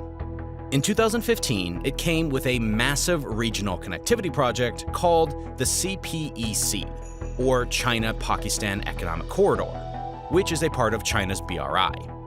Initially, CPEC had projects worth $46 billion, but as of 2017 has increased to $62 billion, with this number still expected to increase. These numbers looked really good on paper, but as you know, the contracting companies were Chinese. Their workers were Chinese, and once again, most of the money went back to China. In 2002, China Harbor Construction Company built Phase 1 of the Gwadar port at a cost of $248 million, completing it in 2006. The estimated cost of the second phase was $840 million, with most of the funding coming from China. Well, what happened next? You must be thinking that a Chinese company took the port on lease, right? Actually, no. In fact, you'd be surprised to know that in 2007, Pakistan granted the management of this port to PSA, or the Port of Singapore Authority, for a period of 40 years. Not just that. According to the agreement, the PSA also agreed to invest $550 million during the next 5 years for the port development. The Gwadar Port Authority was all set to receive 9% from cargo operations and marine services, and 15% from Gwadar Free Zone business. Even many import duties and taxes were waived off. So it was a win-win situation for everyone. The Chinese influence was countered, Pakistan got funds to develop a port, and also a business alongside it. But in 2013, Pakistan made such a decision that sent shockwaves across almost every country. The award of this contract opens new opportunities for our people, particularly for the people of Balochistan. It gives new impetus to Pakistan-China relations. In 2013, the management of Gwadar Port was handed over to a Chinese company named China Overseas Ports Holding Company for 43 years. According to geopolitical experts, Pakistan took this move to balance U.S. influence in the country and to seek Beijing's more active support. This is because there were tensions between the U.S. and Pakistan over America's policies in Afghanistan. 2 years later, the Gwadar port became part of the CPEC, under which China planned to extend the port's capacity and infrastructure connecting the port. China proposed expanding the current capacity of the port, which could currently handle ships weighing up to 20,000 tons, to accommodate vessels weighing up to 70,000 tons, including a floating liquefied natural gas terminal with a capacity of 500 million cubic feet of gas per day, a desalination plant, and a 2,292-acre special economic zone. In total, $1.62 billion was projected to be spent on this new infrastructure. Here too, China would take away most of the benefits. According to the agreement, Chinese port operator COPHC will get a 91% share of the revenue from the operations of the port and terminal, and 85% of the revenue generated by the Free Zone. Though the port is expected to handle 1 million tons of cargo annually and generate a lot of business, Pakistan would hardly receive any benefits out of it. This port is also a savior for China, since it safeguards China's energy needs. Well, how's this, you might ask? Well, it has two major reasons. One, the main reason, is again the same, the Malacca Strait choke point. With this port, China can skip this choke point to a large extent and directly transport crude oil and other energy resources from Pakistan's Gwadar port to Kashgar province in China via roadways. Number two, this port is located just 600 kilometers from the Strait of Hormuz. If you haven't heard about it, it's the same choke point through which 20% of the world's crude oil and liquefied fuels pass. So having a military setup in Gwadar port acts as a deterrence against rivals of China, the major one of which is India in this region. Even this port acts as a pearl in China's string of pearls strategy. These are the major reasons why this port is so critical for China. In fact, China is so concerned about it that in 2017, it gifted 2 Chinese ships to the Pakistan Navy to safeguard the Gwadar port and adjoining trade routes. Later, 2 more ships were also provided to Pakistan. Similarly, China is going head-on with the US in the South China Sea. Some of the ports that can play a critical role in favor of China could be the Newcastle Port, Melbourne Port, and Darwin Port in Australia, ports in the Philippines, Timor-Leste, the Saigon Port in Vietnam, and its port projects in Malaysia, Singapore, and South Korea. In fact, the most concerning case of all of this is that in 2015, Australia's Darwin Port was given on a 99-year lease to a Chinese company, Land Bridge Group. Later, the US showed concerns regarding this move, so Australia reviewed the project and decided not to cancel this lease. Unfortunately, this is the level of influence China has. Chinese use of these ports can be detrimental, not just to the United States, but to these countries too.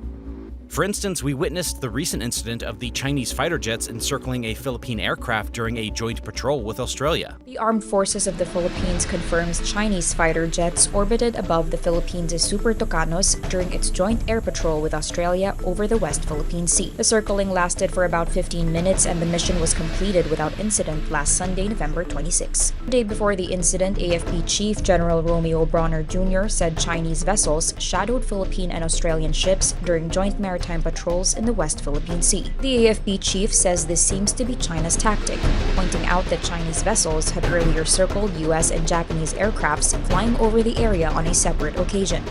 China regularly keeps bullying smaller countries in some way or another. Anyway, coming back to the ports, on the Asian continent, along with all these ports, China either has stakes or handles port operations in 10 more countries that include Papua New Guinea, North Korea, Russia, Bangladesh, Myanmar, the UAE, Qatar, Saudi Arabia, Yemen, Israel, and Turkey, with Chinese investments ranging anywhere between $30 million to more than $1 billion. Similarly, in the case of the African continent, China has investments in not 1, not 10, but in over 24 ports across more than 10 countries, with a total value of $20.347 billion USD. The most concerning aspect of these ports is that some of them are located very close to the world's most critical choke points, the Strait of Hormuz and the Bab el-Mandeb Strait. As you know, 30 to 35% of the world's crude oil passes through these choke points. So China clearly is a threat to the world. Now, you may ask, if China is such a huge threat to the sovereignty of its borrowers, if China has and still is relentlessly distributing loans to debt-trap countries, with so many infamous cases of debt trap out there, why are countries still borrowing from China?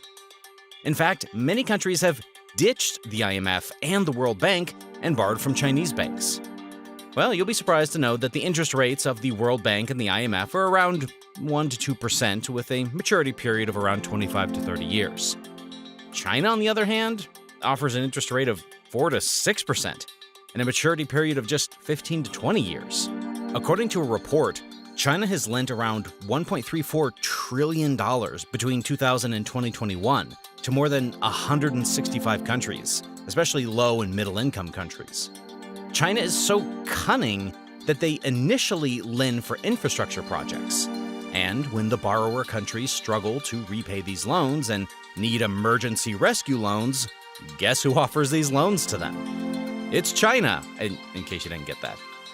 So, ironically, China first offered huge infrastructure loans to poor countries, and then came again with a rescue loan just because they were struggling to repay them. These rescue loans increased to 58% of China's lending to low and middle-income countries in 2021, compared to just 5% in 2013. Now, there are 3 major reasons why so many countries prefer borrowing from China. And if you've already watched our video on how China is destroying countries with its dams, then you kind of already know these reasons. But if you haven't, here are the major reasons. Number 1. First, the IMF and the World Bank does not provide huge loans to countries with weak economic conditions, especially for expensive infrastructure projects. In fact, the IMF discourages poor countries from taking large commercial loans. But in the case of China, it was offering huge ticket-sized loans. So clearly, many countries just chose China. The second reason is the neoliberal and stringent conditionality of the IMF. So if a country asks for an IMF loan, then the country has to agree to the multiple IMF conditions. These include open markets, scrapping government subsidies, deregulating key sectors, privatization, and debt management. Also, the IMF would ask low-income countries to seek debt relief before they took on new loans. And countries must abide by a debt limit framework to benefit from debt relief. So, this was a headache for these poor countries. But again, China has nothing to do with where the country's economy is going and what it should and shouldn't do with their economy. So again, these low-income countries choose Chinese lenders. The third reason why countries prefer China is because China offered them something called the mixed funding model option. In this model, China lends huge amounts to low-income countries for infrastructure if reimbursement can be guaranteed by lucrative commercial projects like oil, mines, or revenues from exports. The infrastructure is then developed as long as the commercial project remains profitable. So basically, instead of just paying back with regular money, these countries promise to share some of the money they make from projects like selling oil, minerals, or profits from other ventures. Experts call this model the resource-backed lending model. This model is primarily used in poor countries that are rich in natural resources. China first applied the mixed funding model in a war-torn African country called Angola. During 2004 to 2010, Angola received around $10 billion from China's Exim Bank, with its oil as collateral. Later, China replicated this model in various countries, like the Democratic Republic of the Congo in 2007, where the loans backed by mineral exports continue to finance infrastructure projects in the DRC. Guinea, in 2017, too, entered into a bauxite-backed financing agreement with Industrial and Commercial Bank of China and the China Exim Bank for $587 million for its 2 road projects. In fact, projects up to $30 billion have been signed in several African countries under this model. Along with this, China is always willing to accept repayment in alternative forms like geopolitical favors or acquiring strategic assets of that country.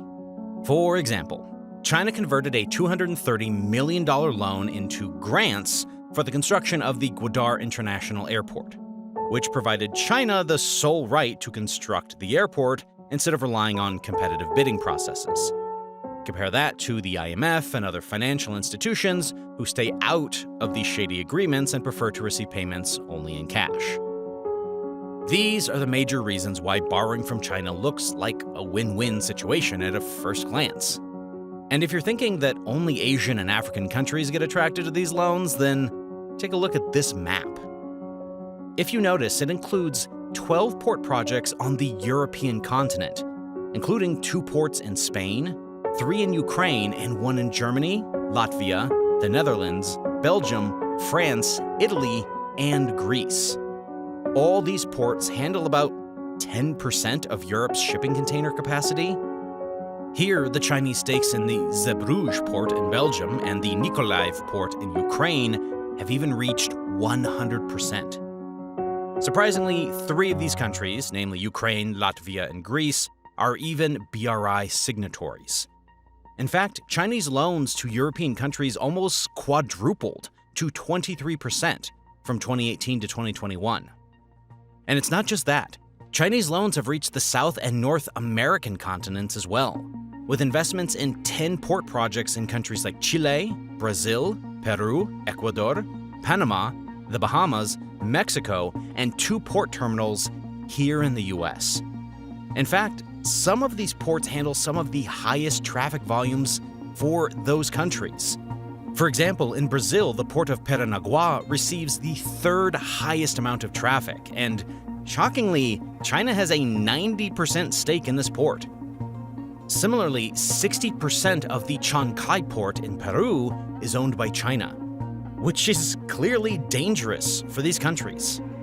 Among all the ports we mentioned, one of the most infamous cases, apart from the Hambantota port, that not only made headlines worldwide a few years ago, but also demonstrates the influence China has on a continent, is located in Europe.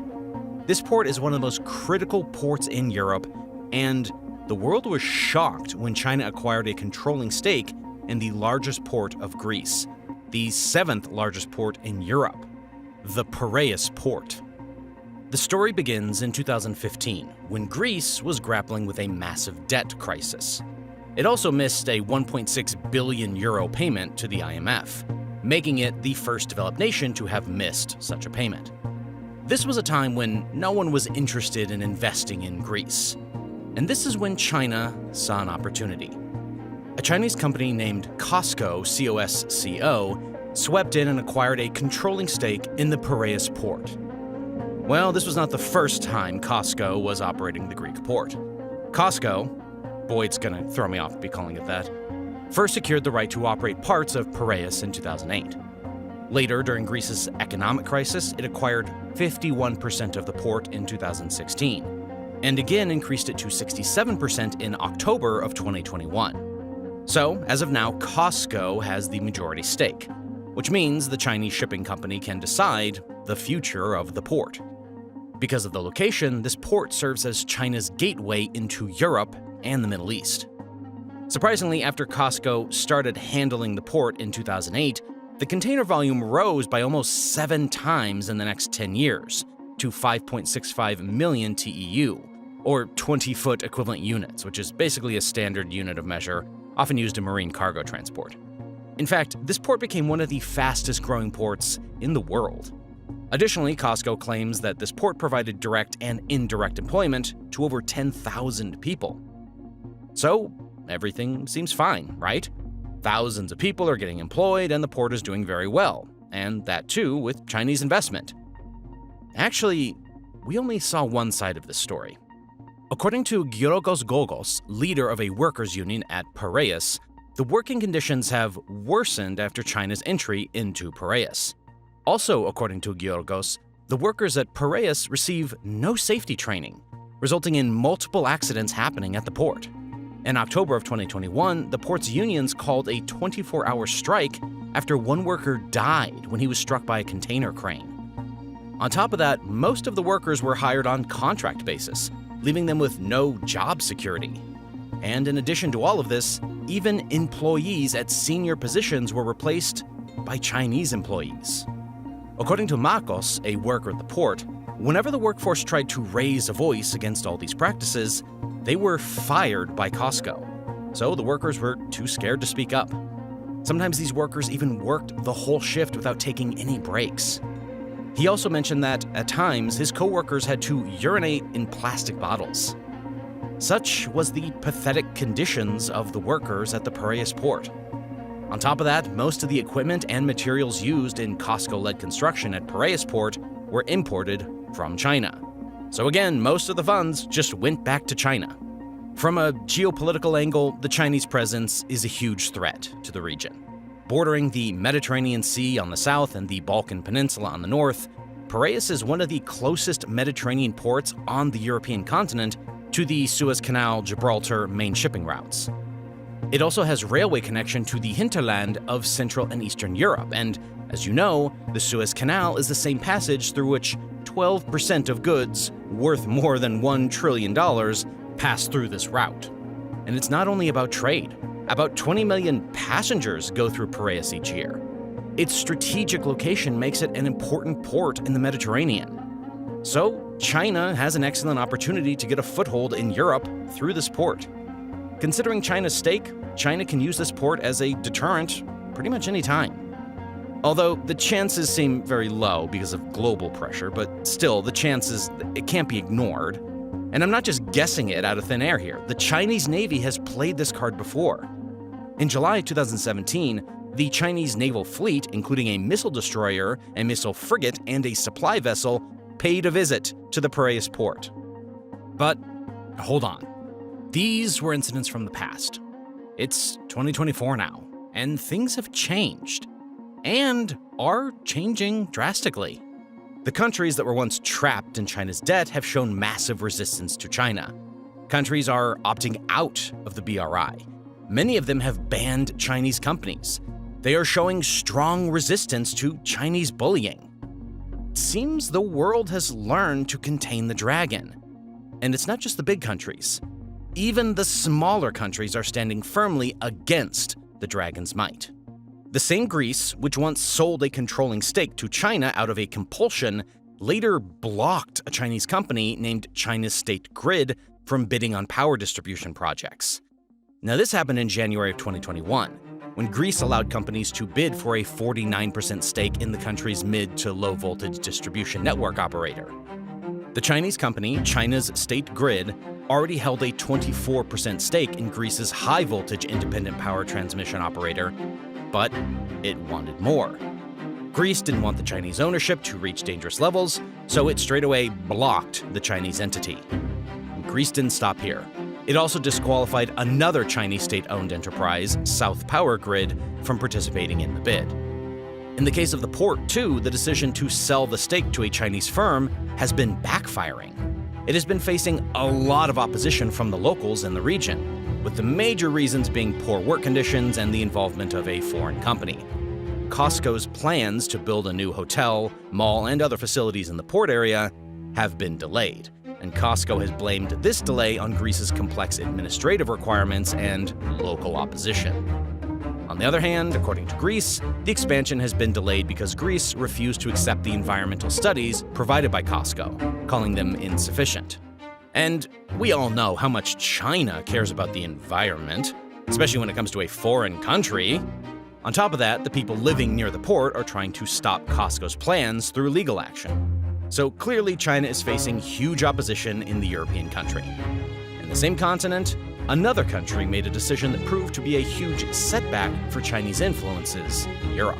The Italians are moving away from Xi Jinping's pet project, the flagship Belt and Road Initiative. Italy has confirmed that it will pull out of China's flagship Belt and Road Initiative, and Prime Minister Giorgia Meloni's administration notified Beijing that it would cease participating in the BRI. Yes, you heard it right. The only G7 country which once joined the BRI, Italy, is no longer a part of the BRI. On the 21st of April, 2023, Italian PM Meloni confirmed that Italy intended to exit the BRI. And finally, on December 6th, 2023, just 4 years after joining the BRI, the Italian government formally announced that Italy will not renew the 2019 Memorandum of Understanding, or MOU, regarding its formal participation in China's Belt and Road Initiative, BRI. This wasn't the only blow to China in Europe. Just a year ago, in 2022, Estonia and Latvia quit the China 17+1 group, which was an initiative by the Chinese Ministry of Foreign Affairs to promote business and investment relations between China and Europe. In 2021, it was Lithuania which not only left 17+1, but also urged other European countries to leave. In fact, Lithuania, a country with a population of less than 3 million, did a thing that even some of the most powerful countries on the planet would hesitate to do. It started strengthening its ties with Taiwan, to such an extent that China has even banned Lithuanian products from entering the Chinese market. In fact, Lithuania has even scheduled a visit of its 11 MPs to meet Taiwan's newly elected president this year. Now, if you think it's just Europe who's slaying the dragon, oh, you're wrong. The African continent, once a bastion for Chinese loans, is now slowly and steadily turning its back on China. The Chinese loans to African countries fell from 31% of the total in 2018 to just 12% in 2021. In fact, the Chinese loan commitments to Africa, which peaked to $28 billion in 2016, fell to just $11 billion in 2018, $1.9 billion as of 2020, and dropped to $995 million in 2022. The major reasons behind this are falling demand for Chinese debt, economic slowdown, and China's own economic problems. This is why, as you can see in the graph, the World Bank overtook Chinese lenders in 2017, with its loans shooting up from almost $7 billion in 2010 to more than $30 billion in 2022. When it comes to the ports, the $10 billion Bagamoyo port project in Tanzania, which was signed in 2013 between China and Tanzania, almost got canceled by Tanzania's then president, John Magufuli, in 2019, because he believed the project was meant to exploit Tanzania. Unfortunately, Tanzania's new president, Samia Suluhu Hassan, decided to revive this project. In the case of Asia, where China has invested billions of dollars with hope to reap huge benefits, China is either witnessing cancellation of projects or its own projects are backfiring. For instance, Pakistan's Gwadar port, where China has spent billions in hopes of decreasing their reliance on the Malacca Strait, the project could potentially fail. This is because even if the Pakistani government couldn't oppose the Chinese investment to a large extent, the locals in the region have literally started revolting against the Chinese. In fact, the whole region, known as Baluchistan, is a highly unstable region. And this is not only about China and its projects. The rebel groups in this region are also against the Pakistani army, because Pakistan has never focused on the development of the Baluchistan province, even though they keep extracting natural resources from the region. Considering these issues, China built a school, sent doctors, and promised some $500 million for the construction of a hospital, a college, and various infrastructure projects to supply the city with drinking water.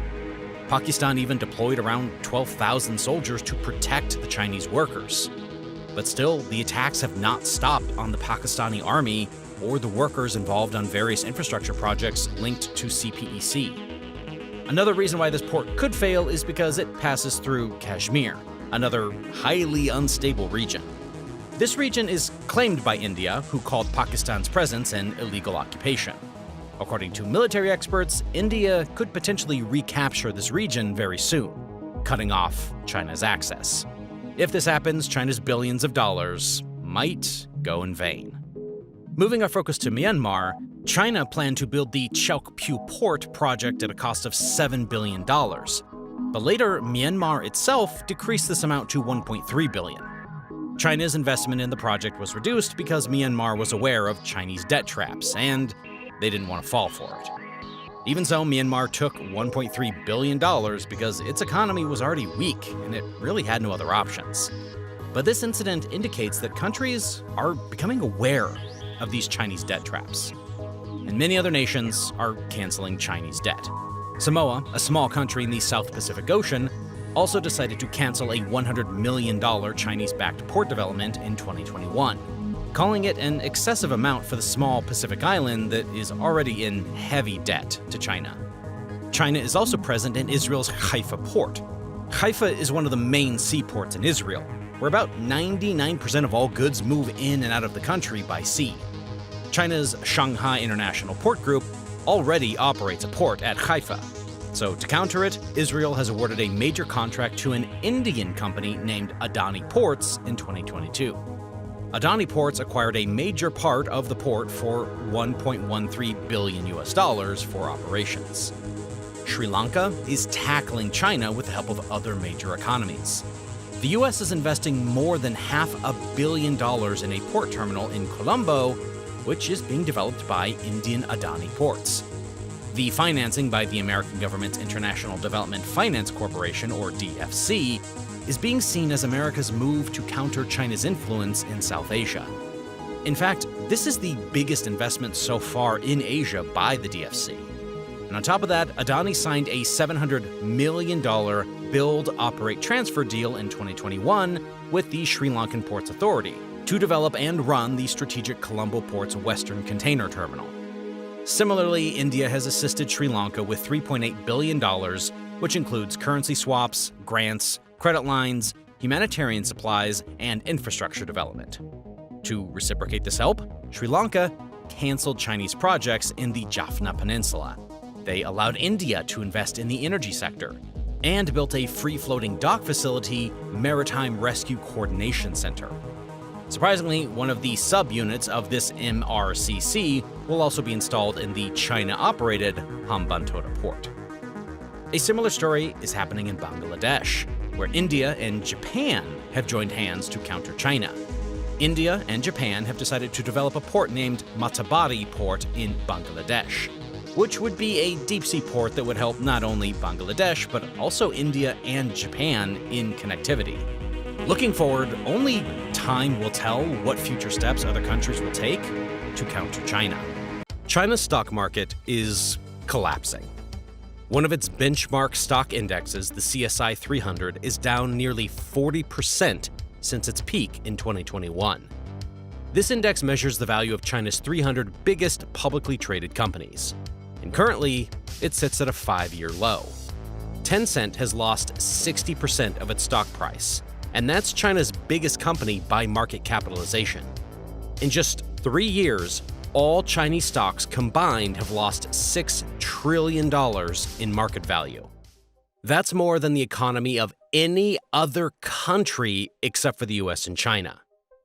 Now, this may not seem all that important for outsiders, but actually it's a symptom of a wider economic downturn. As the value of Chinese businesses is dropping, China's economy is clearly not doing well, and people are starting to lose confidence. This is bad for the CCP, especially because this is not happening in the United States. The benchmark index of the USA, the S&P 500, is actually doing quite well at the moment. It represents America's 500 most valuable public companies. After a year-long downturn in 2022, the index has been rallying ever since. So, China is underperforming as compared to its rival and the rest of the world. This has earned it the title of the worst stock market in 2023. For the CCP, this is bad for its reputation, both at home and abroad. And it also raises some eyebrows when we look at China's GDP numbers. According to the CCP, the Chinese economy grew 5.2% in 2023. That is still low for Chinese standards, but there's a huge disconnect. The authorities say that China's economy continues to grow, while the markets say that it's absolutely collapsing. With a little common sense, it's easy to see what's happening. The CCP is trying to spread a false narrative about its economy to remain in power. And that's why it's currently censoring any negative takes on China's economy on the internet. In this video, we'll uncover what's truly going on with China's stock market and the underlying economy. As you'll see, China's once successful experiment with the free market might be coming to an end. Let's start with the economy, as the stock market and the economy go hand in hand. So, the GDP numbers from the Chinese National Bureau of Statistics might give us a wrong picture about the economy. But first of all, we need to look at the shenanigans happening inside of the Chinese stock market. You see, at least a part of China's stock market is also fake. In 2019, over 50% of China's stocks were owned by institutional investors, and this number is on the rise. Institutional investors are organizations like banks, mutual funds, pensions, or insurance providers. They buy stocks to grow their capital. These kinds of investors also have a huge share of the United States stock market. But there's one key difference. In China, the CCP has a lot of influence over these institutions. Last year, Xi Jinping announced a new financial regulatory body called the National Financial Regulatory Administration. This organization centralizes the CCP's control over the financial sector. Basically, Xi Jinping wants the banks to put capital where the CCP needs it, putting it into free market times. By pouring capital into the stock market, the CCP is already artificially keeping the prices up to fight the market crash. According to the Swiss UBS Bank, Chinese-backed funds have already bought $57 billion worth of stocks this year. The CCP-owned China Investment Corporation plans to continue pumping up the prices on the market. But most importantly, all of these non-CCP banks might also be influenced. With the new regulatory body, Chinese banks aren't allowed to hurt the CCP's political goals. Right now, that goal is to create an image of a strong Chinese economy. This is why China's institutional investors might not sell as many stocks as they would want to. Still, it's not hard to see how this won't work. There's a reason for the huge sell-off. Chinese companies earning less revenue and profits than they used to. Keeping the price up will create a bubble, which can only last so long. But Xi Jinping doesn't blame himself for the financial trouble. Instead, he points the finger at the bankers. Right now, he is cracking down on the hedonistic bankers that don't align with the CCP's goals. They've received huge pay cuts, and bonuses were slashed by 60%. Recently, China's anti-corruption agency released a warning to the financial industry. It would seriously investigate and deal with the people who neglect the party's leadership in financial work and state-owned enterprises. It also said that bankers should stop having a singular focus on money, like in the West, and that they shouldn't form a financial elite. So, something that the CCP really hates is short selling. Basically, short selling is where you make money when a price of a stock goes down, through complex contracts. The Chinese Securities Regulatory Commission said it had zero tolerance for short sellers and that they would lose their shirts and rot in jail. Now, to be fair, there's definitely a point to be made against some bad financial practices. After all, we only have to look at the 2008 financial crisis to see how things can really go wrong. However, that's not completely what's going on here. In reality, the CCP is doing this to game its financial sector. Because the party can fire bankers at any point on the basis of degeneracy, it basically owns them. Going back to the stock market, this has some big effects. As the banks and funds aren't allowed to hurt the CCP's image, the real stock collapse might be even bigger. Even with the CCP's efforts, though, the stock market is still in a downward spiral. This is because retail and foreign investors are selling off their Chinese stocks en masse. There's something fundamental that the CCP can't cheat its way out of: an economic downturn. The earnings of companies on the Chinese MSCI index fell for 4 straight quarters. Apple, which recently posted its first yearly increase in earnings, had one weak spot: the Chinese market. Where the rest of the world had steady growth, Apple's revenue in China declined by 13%. In general, the Chinese economy has never really recovered from the COVID pandemic. Other nations have seen a rebound since the lockdowns due to huge stimulus programs. Consumer spending increased so much that there was even an inflationary crisis all over the world. But in China, well, the opposite happened. It's now in a crisis of deflation.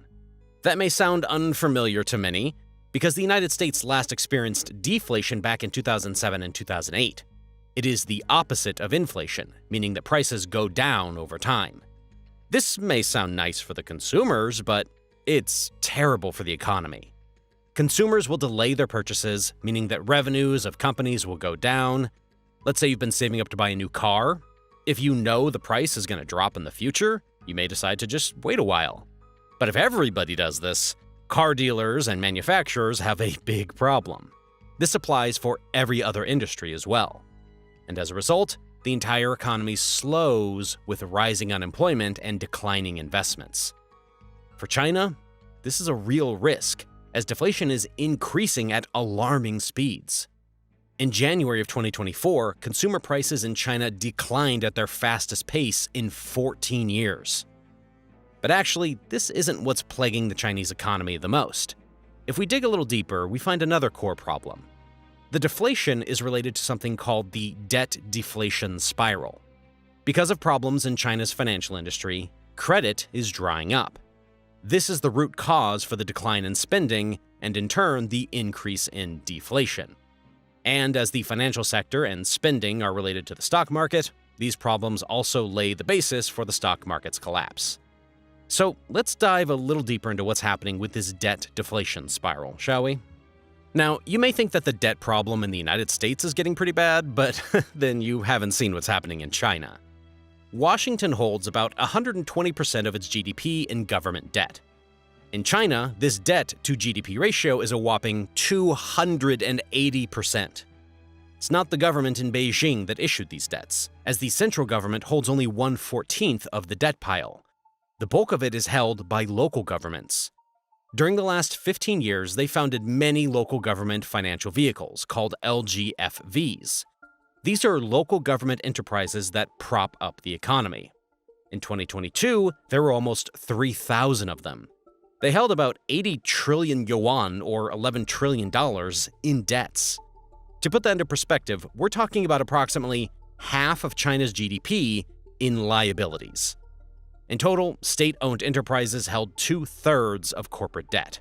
more than 60% of this debt was in the form of bank loans. The problem is that most of these LGFVs aren't able to repay their loans. A third of them don't have a positive cash flow, and 60% struggle to pay their interest with their own earnings. Without support from the local governments, many of these companies wouldn't have existed in the first place. So this begs the question, how much of China's GDP is actually real? Another problem is the huge bubble of non-performing loans that this has created.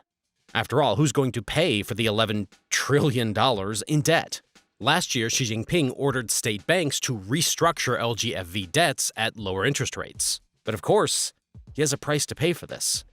All of these bad loans hurt the Chinese economy because there's less capital to invest in actually profitable businesses. The same is true when we look at its real estate crisis. Over the last few years, China's real estate sector has turned into a huge debt bubble. This is a big deal, as Chinese property is the single biggest asset class in the world. It's gotten so bad that the CCP is pushing banks to provide $446 billion to property developers. 50 of them are on the brink of financial collapse, including infamous companies like Country Garden. They've run huge Ponzi schemes which came crashing down from 2020 onwards. Basically, the developers bought land and sold houses that they haven't built yet. With the money they received, they bought more land and then just did exactly the same thing. In 2019 and 2020, 90% of properties were sold with this pre-sale model. This led to huge liabilities on the developer side, with Country Garden and Evergrande holding more than $500 billion of them. This was made possible by corruption, but also because local governments needed to meet GDP goals. At its peak, the real estate market made up 25 to 30% of GDP. Because it was one of the key drivers of growth, local governments turned a blind eye to the Ponzi schemes. And initially, people weren't worried about the possible debt bubble. There was incredible demand for housing, and people thought prices would only go up. In early 2019, the price for a new house increased more than 10% year on year. Approximately 70% of Chinese household wealth was stored in real estate, and buying a house was very popular. The developers thought that their debts were no big deal, as housing sales would just continue. But now, the sector is in turmoil. The recent collapse of the property giant Evergrande shows that the real estate boom didn't last forever. In 2020, the CCP intervened to stop the debt bubble from growing. It limited the pre-sale housing model, and banks stopped financing the property developers. Together with a slowdown in housing sales, this was the last straw. In 2021, Evergrande began to miss interest payments on $300 billion of its debts. After a period of battles with debt holders, Evergrande was finally liquidated earlier this year. Many fear that other property developers will follow in its footsteps. Now, you may be asking yourself what the local governments and property developers have to do with the stock market. But in fact, the LGFV and real estate crisis are some of the biggest reasons for the collapse. First of all, we have to look at the financial sector. China's economic growth of the past decades has been fueled by lending, which allows massive investments into businesses and infrastructure. And not just a little bit. In China, investment makes up 42% of GDP, which is heavily dependent on credit. Between 2007 and 2016, China's credit grew 18.1% annually, faster than the economy itself. Right now, China's financial system holds $53 trillion in assets, more than half of the size of the world economy. To put that in comparison, US banks only hold $30 trillion in assets. So the credit growth caused the pile of assets in China's banks to balloon. But this Chinese credit machine is coming to an end. Chinese banks have to deal with a massive increase in non-performing loans. Basically, money that they've lent and they're not getting back. Some analysts say that it ranges in the trillions of dollars, although the official figures are much lower. The insane amount of borrowing has backfired, because many loans weren't really even viable in the first place. Apart from raising the risk of bank insolvencies, this also means that overall spending will slow as credit dries up. The bad debts show that China's financial system can't keep expanding forever. We can already see this in China's outside investments. But as you can see on this chart from Boston University, it looks like China's Belt and Road Initiative funds have fallen off a cliff. Many of the $1 trillion already planned projects have also been canceled. The same happened with China's holdings of U.S. debts, which dropped 40% to a 14-year low. This all shows that Chinese funds and banks need the money at home. What's even worse is that this financial turmoil results in deflation. Banks giving out less loans means there's less money available. Using basic supply and demand economics, this causes prices to go down. But there's a catch. This can spiral out of control. During a period of deflation, the real value of debt increases because the value of money goes up. In simpler terms, businesses with debt carry a load that just keeps on getting heavier. Eventually, this can lead to the collapse of these businesses because it's hard to stay afloat with that much weight on top of you. In turn, this leads to even more non-performing loans, less lending by banks, and more deflation. The stock market is anticipating something like this because it thinks that the Chinese economy is heading for a debt deflation loop. It's like a domino effect. One problem leads to another, and the whole market feels the impact. Before talking about the next effect, I need to ask for something. Because bad news about China's economy often gets censored, this video won't get far in the algorithm without your support. By leaving a like down below, you help us tremendously. All right, without further ado, let's get back to the basics. These problems in China's financial sector also have a huge effect on the confidence in China's economy. To understand this, we have to look at the price-to-earnings ratio on the Chinese stock market. This is the price of the stocks divided by the earnings of the underlying companies. For overall confidence, these numbers are very telling. The higher the price-to-earnings ratio, the more expensive the companies are, and the more trust there is in the future. After all, you only pay a higher price if you think the businesses are about to grow. When the price-to-earnings ratios go down, well, it's the exact opposite. People think growth is coming to an end, and they pay lower prices for companies. That's exactly what happened in China, as we can see on this chart from JP Morgan.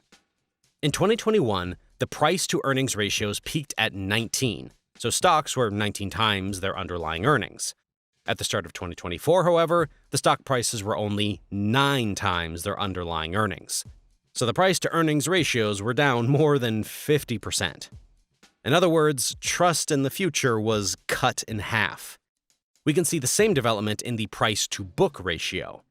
This is the price of companies compared to their book value, the money they're worth if they sell off all their assets. You can think of this as their net worth. In the United States, stocks are worth 4 to 5 times as much as their book values. That means companies are expected to grow in value and not go bankrupt. In China, however, the price-to-book ratio is only 1.7, dropping to a 5-year low. So the data are clear. People don't have confidence in Chinese businesses anymore. This is also true for foreign investors. For years, banks and investment funds invested a lot of capital into the Chinese economy because of its growth miracle. In 2021, foreign direct investment peaked at more than $300 billion. But now, the country has the first outflow of foreign direct investment in 25 years. As you can see on this chart, it reached negative $11.8 billion in the third quarter of 2023. Last January, the outflow in the stock market reached more than $2 billion. This is the longest and strongest outflow of foreign capital since 2014. The debt deflation spiral is obviously one of the biggest reasons for the lack of confidence. But we also have to talk about the increased geopolitical risks. Because China and the United States are competing for power, there has been an economic face-off. This began to gain steam during the Trump administration, where he placed many sanctions on CCP entities and put import tariffs on Chinese goods. His argument was that the massive trade deficit with China, which reached $418 billion in 2018, was hurting the American economy. In the following trade war, the United States and China increased tariffs on hundreds of billions of dollars worth of trade. U.S. President Joe Biden left the tariffs on $350 billion worth of Chinese goods. In the area of technology, he even escalated the trade war.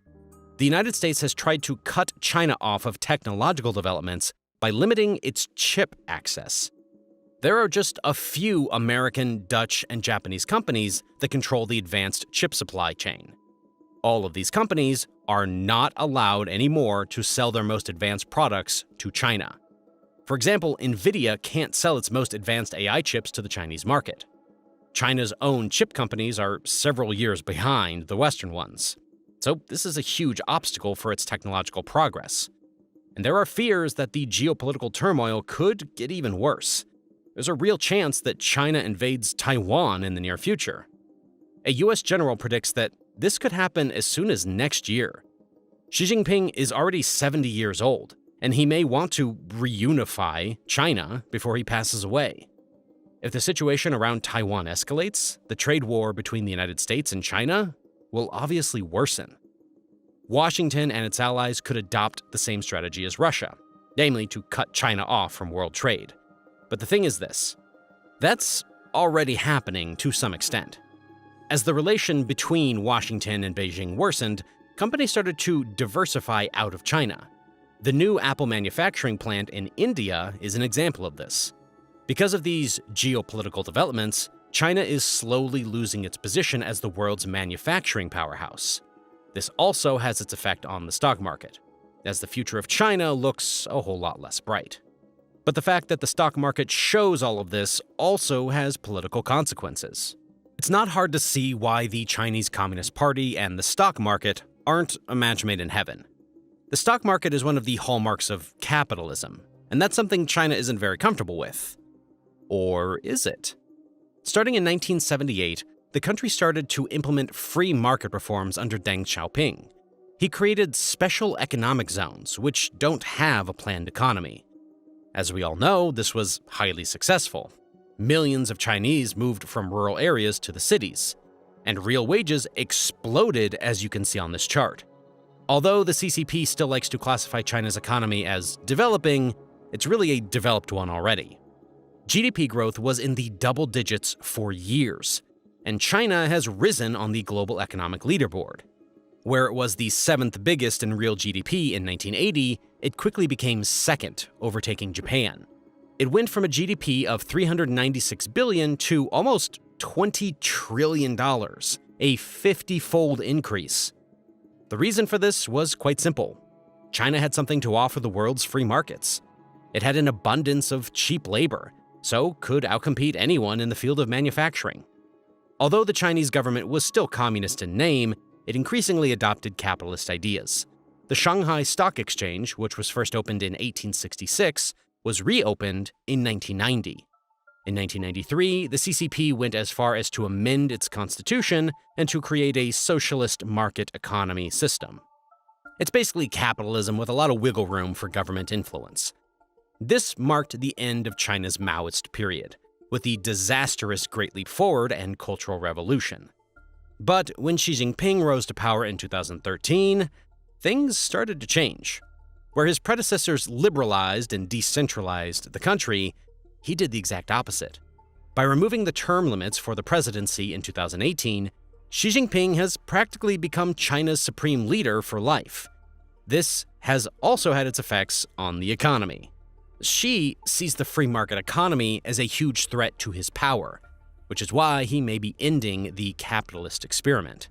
He doesn't see the private sector as something on its own, but as something to serve the CCP's goals. The party wants to cultivate a team of private economic persons who are resolute in walking with the party. If you phrase this a little differently, it wants private enterprises to do what the CCP says. To achieve this, it has established CCP bodies in many of China's companies. 92% of China's top 500 companies have these bodies, a number that has been on the rise during Xi's presidency. To further solidify his rule over the private sector, Xi Jinping has also been cracking down on many of China's entrepreneurs. In the last few years, China has arrested multiple prominent businessmen, including Jack Ma. Xi Jinping says this is to fight corruption, but many experts think it's something different. The Chinese president wants the most powerful citizens to know who's in charge. With these political changes in mind, we can look at the possible reactions of the CCP to the stock market collapse. For Xi Jinping, it's both a huge threat and a giant opportunity. On the one hand, it reveals that he failed with his economic policies. The reason why the Chinese put up with Xi's power grab is that he provides stability, prosperity, and growth. As the stock market shows, the situation is now the exact opposite. This could result in him losing support. But if Xi Jinping plays his cards right, he can also benefit from the current stock market crisis. He can just point the finger at the private sector, as he already does to some extent. This gives him a reason to return to a centralized economy, giving him even more power. All in all, the stock market shows a very interesting story. It reveals a lot about the false CCP narratives, the underlying problems of China's economy, and the lack of trust in the country's future. This definitely won't be the last video I do on China's economy, so be sure to subscribe and keep updated. A scandal rocks New York as news has come out that there has been a Chinese agent influencing New York's politics for a decade. Former aide to New York Governor Kathy Hochul, Linda Sun, has been arrested and charged with acting as a Chinese agent during her time in government. Goal of the agent was to push CCP agendas to block relations between the US and Taiwan. An unsealed copy of the indictment revealed she was charged with violating and conspiring to violate the Foreign Agents Registrations Act, visa fraud, alien smuggling, and money laundering conspiracy. Sun's husband, Chris Ho, was also arrested on money laundering conspiracy, conspiracy to commit bank fraud, and misusing means of identification. Well, the former aide to Governor Hochul and Andrew Cuomo has been arrested and now faces federal charges of acting as an agent for the Chinese government. All right, Linda's son and her husband were taken into custody at their Long Island home this morning, and both went before a judge this afternoon. As you can imagine, a video revealing hidden agendas by China is not good for the CCP. In response to this, bots work hard to drown out our videos, making it harder for you guys to find them. If you give this video a like, you can help our content push back up, and we can keep bringing you guys news like this. Let's get into the video. Prosecutors on the case allege that Sun used her role in government to push Chinese agenda by blocking meetings with Taiwanese officials during her time under Governor Andrew Cuomo. Using her influence in speechwriting, she is also accused of steering messaging away from criticism of Beijing's persecution of Uyghur Muslims. Although the 65-page indictment against the couple is looking scary, the two pleaded not guilty, with their attorney describing the charges as perplexing. Bonds have been set at $1.5 million for Sun, and Hu's was set at $500,000, with instructions for the two not to travel beyond New York City, Long Island, Maine, and New Hampshire. In response to the allegations, attorneys for Sun, Jared Schaefer and Ken Abel, released a statement. We are disappointed by the filing of these charges, which are inflammatory and appear to be the product of an overly aggressive prosecution. We are also troubled by aspects of the government's investigation. As we said today in court, our client is eager to exercise her right to a speedy trial and to defend against these accusations in the proper forum, a court of law. Okay, so first we're going to take a deeper look at the case against Linda Sun as we explore the accusations that Sun's attorneys have called perplexing. Sun is accused of violating the Foreign Agents Registration Act by failing to register as a foreign agent with the Attorney General. One of Sun's biggest missions was to block relations between New York and Taiwan. Sun would do this by blocking Taiwanese representatives from having meetings with the governor while shaping the governor's narrative on China. An example of such an incident is in 2019, when she was informed during a banquet invitation that the Taiwanese president was supposed to visit New York City. She quickly alerted one of Beijing's officials, saying, "I sent you an email, just an FYI, I already blocked it."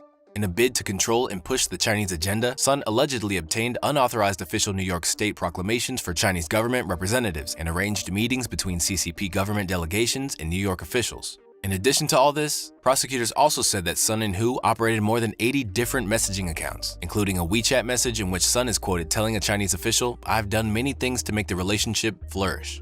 On top of all of her political antics, Sun and her husband Hu are also facing money laundering charges. Prosecutors allege that proceeds from their scheme were used to purchase a $4.1 million property in Manhasset, New York, a $2.1 million condominium in Honolulu, and a 2024 Ferrari. Her husband has also supposedly laundered funds through bank accounts in a relative's name while illegally using a relative's driver's license image. Next on the list are charges of visa fraud and alien smuggling, with claims that she provided fake invitation letters from New York State officers' offices to allow Chinese government officials to enter the United States. These letters work as immigration documents and assisted foreign citizens in entering the country unlawfully. As if all of this was not enough, the indictment also contains incriminating evidence of Sun's alleged communications with Chinese officials. In one incident, she secretly included a Chinese official in a New York State government conference call about the COVID-19 response and efforts to combat hate crimes against Asian Americans. With a rap sheet that long, let's take a look at what Sun was getting for all of her hard work. Before we jump into that, I'm sure you guys can tell today's geopolitical world moves very fast, and it's pretty much impossible to keep up with all the news. That's why we launched Global Recaps, a geopolitical newsletter that covers world news in a quick and simple way. Every day, we send out an email directly to your inbox that covers the most important world news that you can read in less than 5 minutes. Best of all, it's completely free, and you can sign up now by using the link in the description or scanning the QR code on screen. Let's get back to all that Sun was getting for her hard work for the CCP. She was not doing all these things for free, and the indictment has evidence that she received financial and economic benefits from China. Sun allegedly received travel benefits, promotion for her friends' businesses, and employment for her cousin in China. To sweeten the deal a little more, she received exclusive tickets to popular events, including a performance of the Guangzhou Ballet at Lincoln Center and the Chinese National Traditional Orchestra at Carnegie Hall. The deals also benefited her husband Hu, who received millions of dollars to facilitate his business in China. On top of all of these favors, Sun also received Nanjing-style salted ducks prepared by a high-ranking Chinese government official's personal chef who delivered them to her parents' home. This may seem unimportant and strange to note if you do not have the Chinese context. The popular dish is a traditional meal from the region of Nanjing with a unique flavor and a special preservation method. It is a delicacy, and its recipe dates back to the 14th century. Besides how expensive it must have been to make, receiving this as a part of the favors shows how closely tied Sun was with the Chinese government official.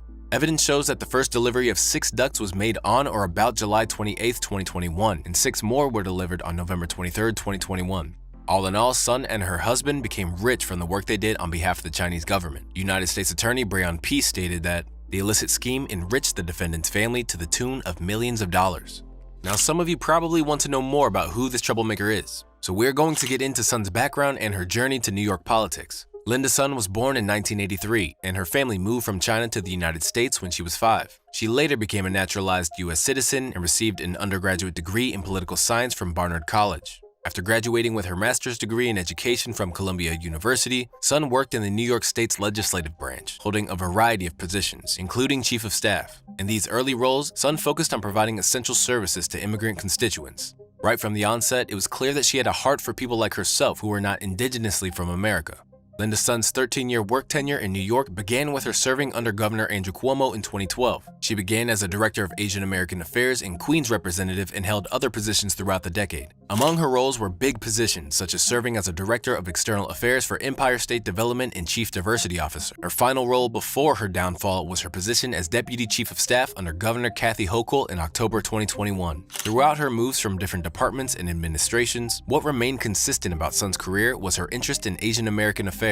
During COVID, Sun facilitated testing and vaccine delivery to Asian Americans. And during her time working with Governor Hochul, Sun pushed for a $10 million investment in mental health services and educational training aimed at reducing hate against Asian Americans. On the surface, it seemed like Sun was just a Chinese American advocating for her people. Her run was impressive, and at some point, she was the first Asian American to have such a high position in the New York government. Over time, the cracks began to show, and her facade began to fall off slowly.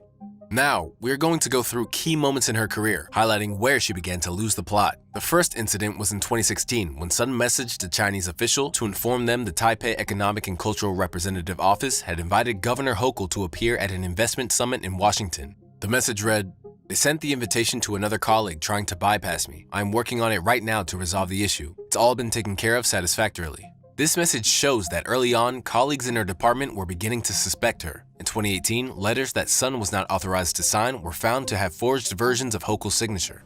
These letters allowed a Chinese delegation from Henan province to come to the US to discuss economic cooperation with Hochul. Things got worse in 2019, when very incriminating messages were found between Sun and a Chinese official. Sun wrote, "I very much value my relationship with the consulate and have done many things to make the relationship between the state and the consulate flourish during my tenure with Politician 1.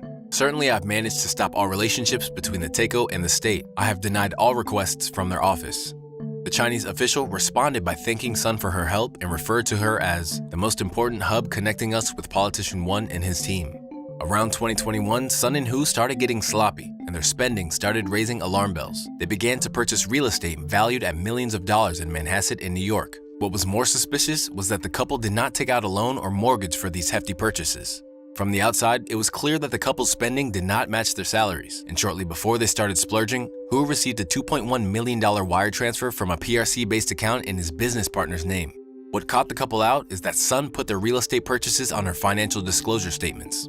Up until this point, her actions had just made the authorities suspicious, but what she did in 2023 is what launched an investigation. Sun emailed an unauthorized proclamation from the New York governor's office that was supposed to be presented at a Lunar New Year celebration. The indictment states that Sun obtained this proclamation from an Office of Correspondence employee outside ordinary channels and did not follow protocol by seeking supervisory authorization to create such a proclamation. When she was questioned by her actions by the Inspector General's office, Sun initially played the denying game. After she realized she was in hot soup, she admitted requesting the Lunar New Year proclamation for a Chinese government official. Up until this point, she had been getting away with murder, but Sun was finally fired in March 2023. In a statement to ABC News, Avi Small, Hochul's press secretary, stated, "We terminated her employment in March 2023 after discovering evidence of misconduct, immediately reported her actions to law enforcement, and have assisted law enforcement throughout this process."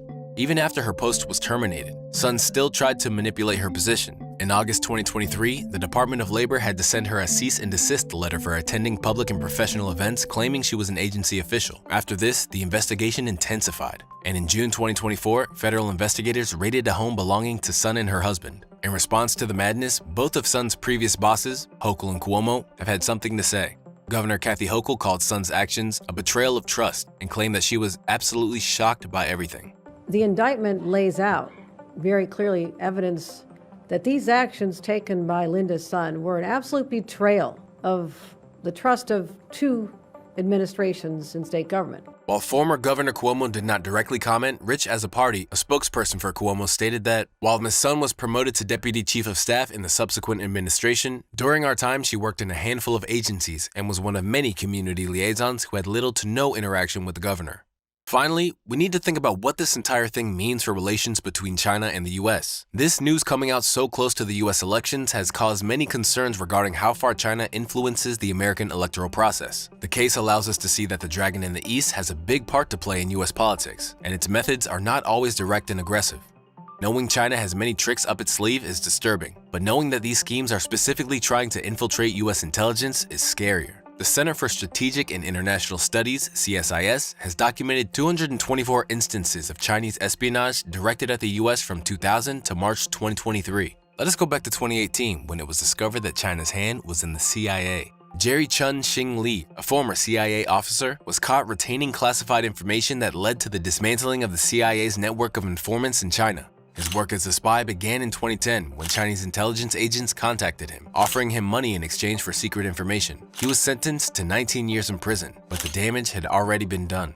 China's undercover work does not end there, and reports of Chinese nationals opening secret overseas police stations have emerged. In 2023, 2 men were arrested for acting under the direction and control of the Chinese government by setting up an international police station. Harry Liu Jianwang and Chen Jingping set up a front office that performed services such as helping Chinese citizens renew their Chinese driver's license. Under the radar, the Manhattan Chinatown station was used to intimidate and harass fugitives and those critical of the Chinese government. What is even more worrying is the fact that offices like this have sprouted up all over North America and Europe, with reports that CCP uses the offices to monitor critics of the PRC. As expected, China is denying everything. It maintains that these international police stations are there to provide Chinese citizens with services.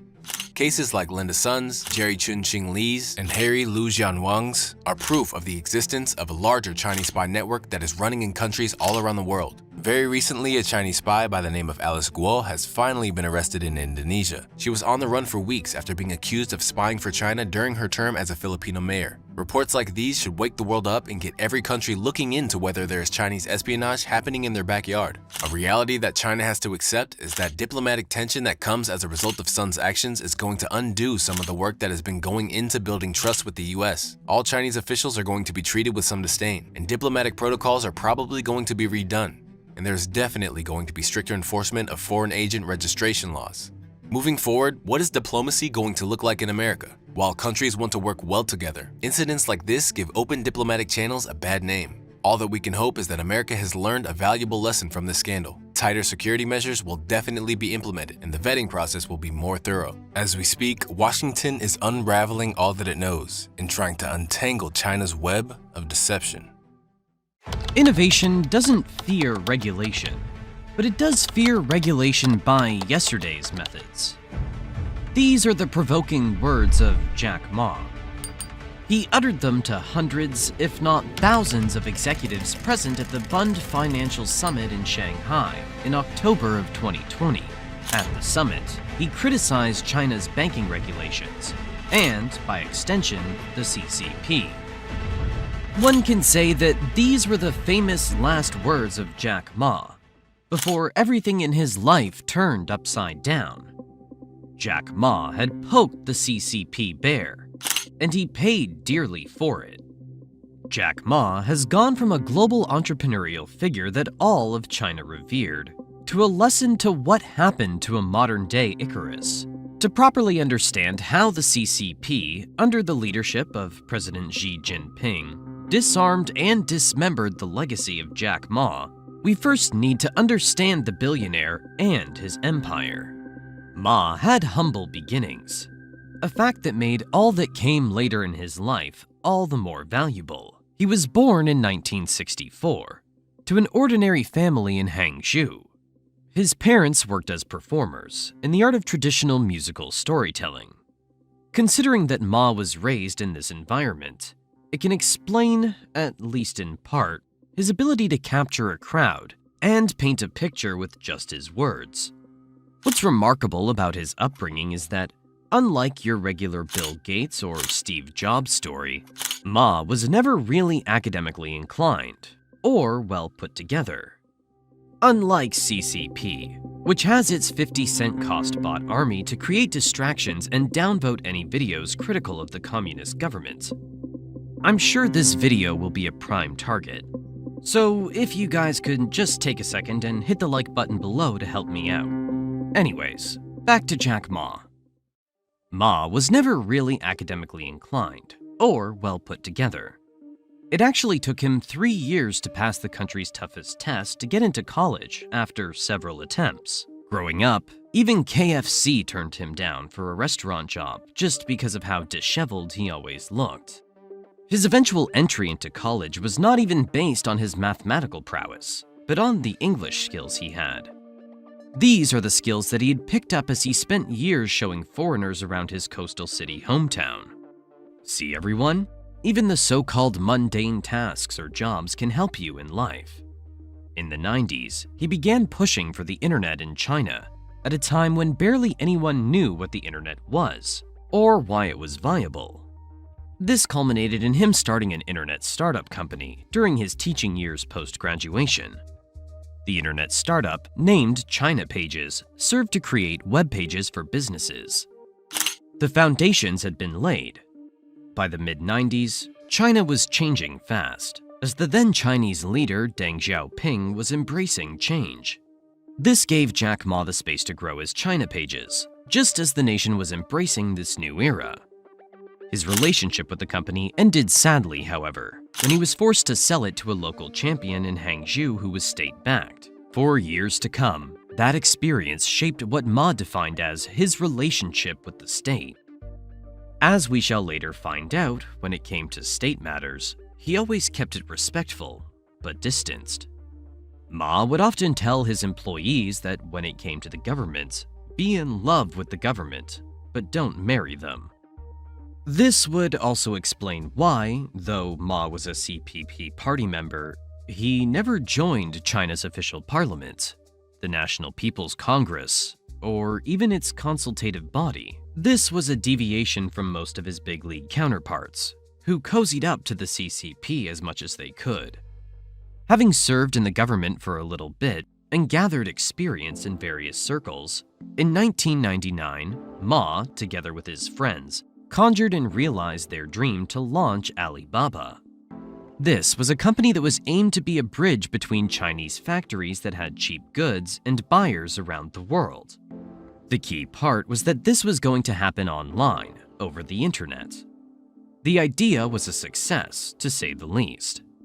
China was filled with inexpensive goods that could be manufactured in its industries, and the world became an open market, with Alibaba connecting suppliers with buyers. It became the start of something grand. Over the years that followed, Ma built Alibaba into a strong company that gained the envy of everyone globally. By 2015, Ma's influence was undeniable. He was not only China's richest man, but he was a global icon. In previous years, he had fought with Yahoo and some other foreign investors over the runnings of his company. But those squabbles didn't diminish investor appetite for the $25 billion float of Alibaba in New York in 2014. What this meant was that Alibaba was the world's largest ever stock market flotation. Tech companies such as Ant, a derivative of Alibaba that Ma controlled, had begun to show the world that China could innovate too. Ma became a symbol of what was possible as the government promoted entrepreneurship to alleviate pressure on finding work for millions of new university graduates. With the state's backing, Ma's empire was growing. At this point, the CCP held him close, with Ma even accompanying President Xi to the US on a visit. One could say that Ma's fall was predictable and could be seen from a mile away. And honestly, they wouldn't be wrong. As Ma grew in influence, both his cockiness and that of his company grew. This can be evidenced when they were called out by a regulator in 2015 for selling counterfeit goods, and they responded by saying on social media, "Director Liu Hongliang, you're breaking the rules. Stop being a crooked referee." And while a peaceful resolution was reached between Alibaba and regulators, many saw this as a sign of Ma challenging the greater authority, which by extension is the CCP. As Ma continued to travel around the globe and meet officials of various countries, being viewed as a Chinese ambassador when it came to all things tech, Beijing began to grow wary. Remember when I said that Ma was blessed with the gift to speak and compel? Well, that gift was landing him in trouble. Ma had a bad habit of saying antagonizing things that the CCP interpreted negatively. And when you add this to his being viewed as the Chinese voice, the CCP certainly did not like that situation. Official unease was becoming clearer. Ma failed to take this as a sign to slow down, and instead ramped things up, further antagonizing the CCP. The Financial Times said that a source close to the government said of the situation, "What he was saying both publicly and privately could be embarrassing for China." After he returned home, they always had to debrief him and ask about his trips. Ma was already under scrutiny and in trouble, and he didn't even understand the severity of it. This made him careless with his speech, at a time when he should have been careful. Now, many of the things that Ma said were correct, and still stand true to this day. But in China, that kind of talk from an influencer like him is not acceptable. This is why his speech at the Bund Financial Summit in Shanghai in October of 2020 would be his last of that magnitude. When he was talking on stage, Ma made the reckless mistake of opposing the Chinese financial world. He ridiculed the system, calling it old and outdated, while at the same time pushing for newer, better regulations that he felt would advance China more. What Ma was saying was that China's financial system needed improving. But what the CCP heard was Ma inciting people to want change. According to President Xi, Ma had openly ridiculed the CCP's systems, and he was attempting to create a new order of things. If you know anything about China and the CCP, you know that change is not acceptable in any form. Once the CCP's vice chairman of the party propaganda department gave a speech urging Chinese media to be aware of individuals and companies that would try to use wealth and resources to manipulate public perspective when it came to regulation and order, it was over. His exact words were to guard against the risk of capital manipulating public opinion. Once the statement was said, everyone knew that the jig was up. Ma was officially a target, and the CCP was now the hunter. And as with all the prey that the CCP hunts within its borders, Ma was not to escape. Shortly after the political speech and rebukes had occurred, Jack Ma disappeared from the public eye. This was very weird, as Ma had built his empire on the back of his image as the flamboyant, ever-present billionaire. He was the Iron Man of China, And now, the Iron Man was gone. Events that had been scheduled for him months prior were suddenly cancelled. This was inclusive of his role as a judge in an African talent show that he created. Even in the business sector, the General Association of Young Entrepreneurs that Ma chaired called off its annual conference in the absence of the chairman. Ma was absent, and it was showing. The creator was seemingly abandoned by his creations. All of these actions served to scare customers and shareholders alike. Some rumors said that Ma had fled, while others said he was in jail. Anyone with an opinion shared theirs, and the once strong Alibaba empire went into mayhem, absent its king. Because Ant's IPO had been in the works, it too suffered alongside Alibaba. Ma would later appear in a few videos online, speaking at an empty school, in what was a clear attempt at publicity. But it was too mild. Jack Ma's disappearing spells would continue, with him disappearing and popping up, only for him to disappear again. This is still something that's happening today. Ma had poked the bear, and the bear, President Xi Jinping's government, lashed out with a ferocity that shocked the world. The much-anticipated IPO of Ant Group, expected to be the largest in history, was abruptly canceled by regulators just days before its launch. This move was the first of many blows aimed at dismantling Ma's empire. The government ordered Ant to restructure under the watchful eye of the central bank, allowing state-controlled entities to gain substantial control. This was just the beginning. Ant's once thriving money market fund was slashed to a fraction of its former size, costing billions. But the crackdown didn't stop there. In April 2021, Alibaba was hit with a record $2.8 billion fine for antitrust violations. The pressure continued to mount as key services were stripped away, and Alibaba's stock price plummeted to a fraction of its peak value. Meanwhile, Ma's personal fortune shrank, and he lost his title as China's richest man. Beyond the financial hits, Ma's legacy took a significant blow. He was removed as president of Hupan University, the elite business school he founded. The university, once a beacon of innovation, was forced to suspend new enrollments, its credibility in tatters. President Xi had made an example of Ma, showing that in China, no one is too big to be brought down. The message was clear. The Chinese Communist Party comes first, and everyone else must fall in line. Since then, Xi and his administration has cracked down on other billionaires and tech companies, stating that they were growing too influential. These crackdowns have resulted in the loss of billions in valuation in the tech sector. The CCP's stance on the issue has been rebranded as a national rejuvenation, with people in favor of the purge stating that it's time that all in China's billionaire class be taught a lesson, and that they have to keep in mind the public and social responsibility of wealth. The Chinese capitalistic economic engine that Deng Xiaoping built has run into a roadblock that is none other than President Xi. The national rejuvenation that China speaks of will see the capitalist economy merge once again with a more socialistic view of things. So, the billionaire class has been clipped of their wings, with several having left China, while others have handed out portions of their fortunes as charity and pledged to toe the party line in the future. If they don't, well, they know what happens. Even in 2024, the story of Jack Ma and the CCP is still ongoing, but this time, he's returned with a renewed focus.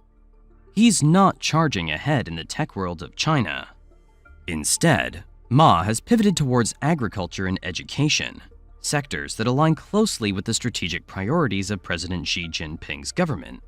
In this way, the hassle seems to be settled down between CCP and Ma. But that's not the only peculiar thing. Ma spends most of his time outside China in Japan, where it's said that he's taken up the study of art and farming. That can be seen as a humbling return to his roots, His business interests have slowly been taken from him, and the CCP's state-owned organizations now control parts of Ant and Alibaba. This unexpected decision and withdrawal from a high-ranking position from Ma isn't just a retreat from the high-stakes pressures of the tech industry. It's a deliberate alignment with China's national interests. The Chinese government saw the surging influence on the tech world of Ma, and instead of completely eliminating him from the Chinese economic game, they decided to redirect his career into a new, unprecedented industry. Now, by investing in these areas, Ma is playing a long game, rebuilding his public image and staying relevant in a country where tech entrepreneurs were walking on thin ice. Bolstering food security and revitalizing rural areas is not what he used to do, but the move ensures that he remains influential, even in a political environment where the rules of the game can change overnight. Meanwhile, Alibaba, the tech giant that Ma built, has undergone a significant transformation. The company is split into 6 distinct business units, a restructuring aimed at making it more nimble in an increasingly competitive and regulated market. Ma has publicly backed this transformation, praising the leadership of Eddie Yongming Wu and Zhou Tsai. It seems that Ma still advocates, after all that happened, for the need for Alibaba to stay ahead of the curve, particularly as artificial intelligence reshapes the tech industry. This reorganization, coupled with the cancellation of IPOs for key divisions like the cloud and logistics unit Sanyao, marks an unprecedented strategic shift for Alibaba. The company is now focused on internal stability rather than aggressive expansion, a move that mirrors the broader industry's need to adapt to realities imposed by the Chinese government. YouTube's algorithm thinks you'll like this video the most. Click and find out if it's right.